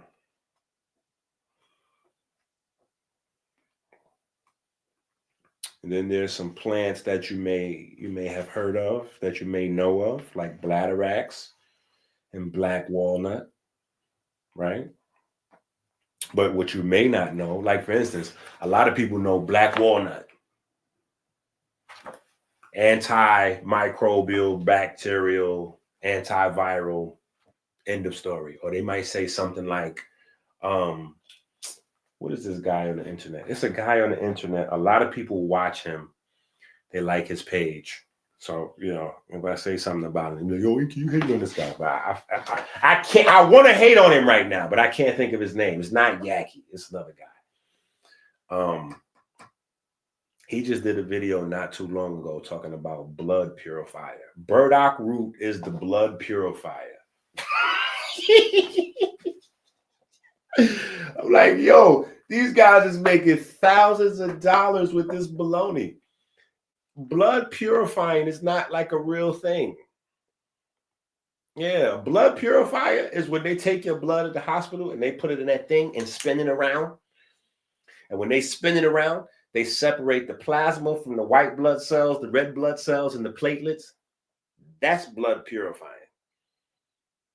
Yeah, that's blood purifying. When you clear out the plasma so that there's nothing left but plasma, that's blood purifying. Herbs don't do that. If herbs did that, then they would kill you. Okay, so purifying your blood that would kill you, right? That's just how you sell stuff to people that want to be sold items. You know what I'm saying? Herbal salesmanship, right? But burdock root is good, and burdock root grows all over my house, right? But anyway, black walnut, right?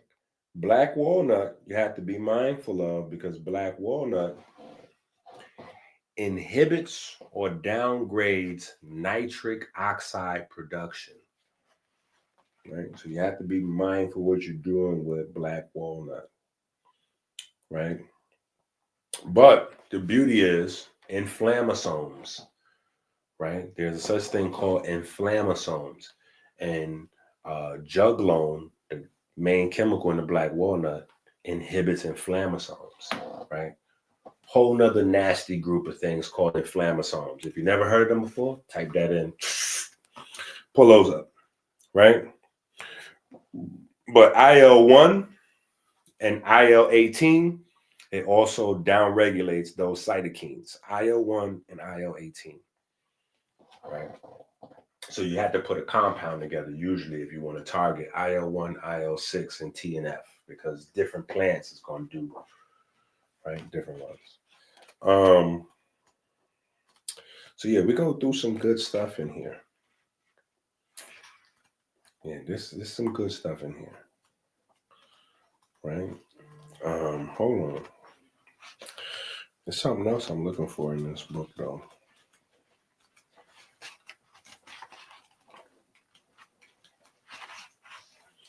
It's a lot of articles in here, a lot of journal, this and that. Hold on.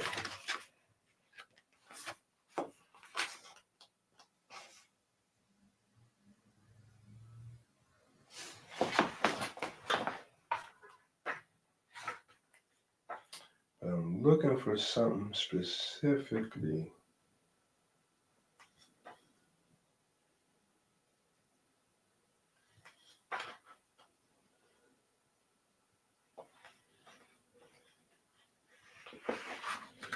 Man.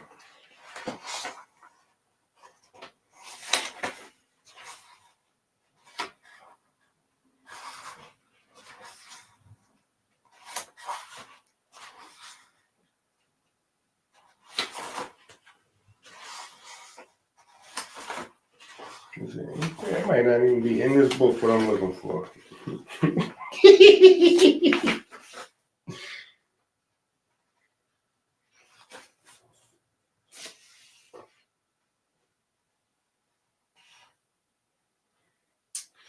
Types of leukemia.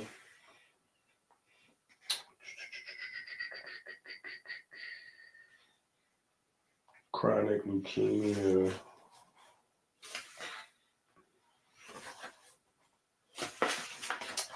The cyclovir. Okay, that's where we get into the Germany and the HSV, and we kind of went crazy in this book. Yeah, we kind of went crazy in this book. I still get people asking me about this book. Like, yo, you need to go back into that other book. Like, bro, I don't got the time. And by the time we need to go back into another book, we done already read another. We done already wrote another 15 books.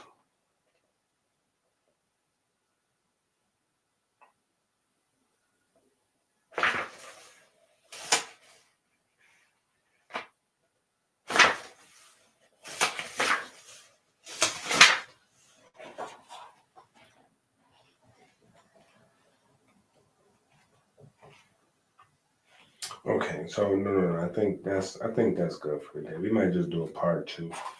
We might do a part 2. But I think we got a good idea.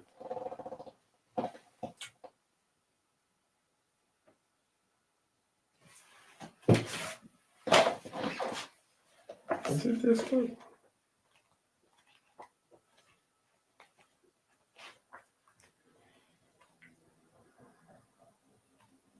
Hold up, let him cook.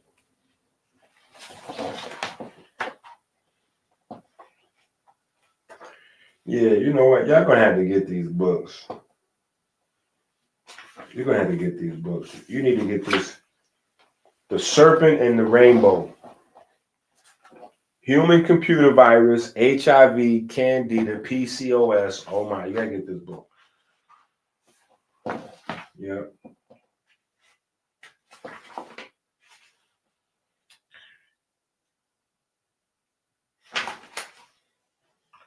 Because this is the book I believe this in. Yeah. Where we build it up.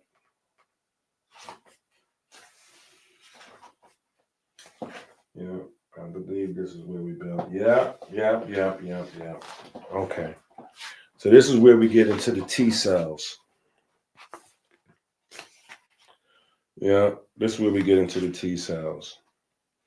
So we have a whole explicit conversation on T cells. So, yeah. Wait, is this the one? Yeah, I think this is the T cell. Yeah. So this is a whole nother book. If you don't have these books, you got to get these books. Right? The Serpent and the Rainbow book. The Serpent and the Rainbow Squared. The Soulcraft Codex. Right? The Soulcraft Codex. Right? So that's 2 books. Soulcraft Lab Work and the Soulcraft Codex. Yeah, we went a little crazy. But now we gotta circle back. Yeah, we gotta circle back because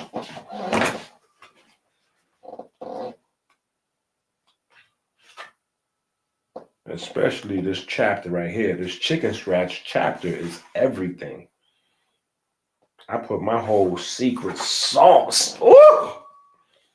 The secret sauce is in here. And a lot of these, I could look at these right now. A lot of these plants that's in this book, I ain't even put in the Ebers Papyrus book.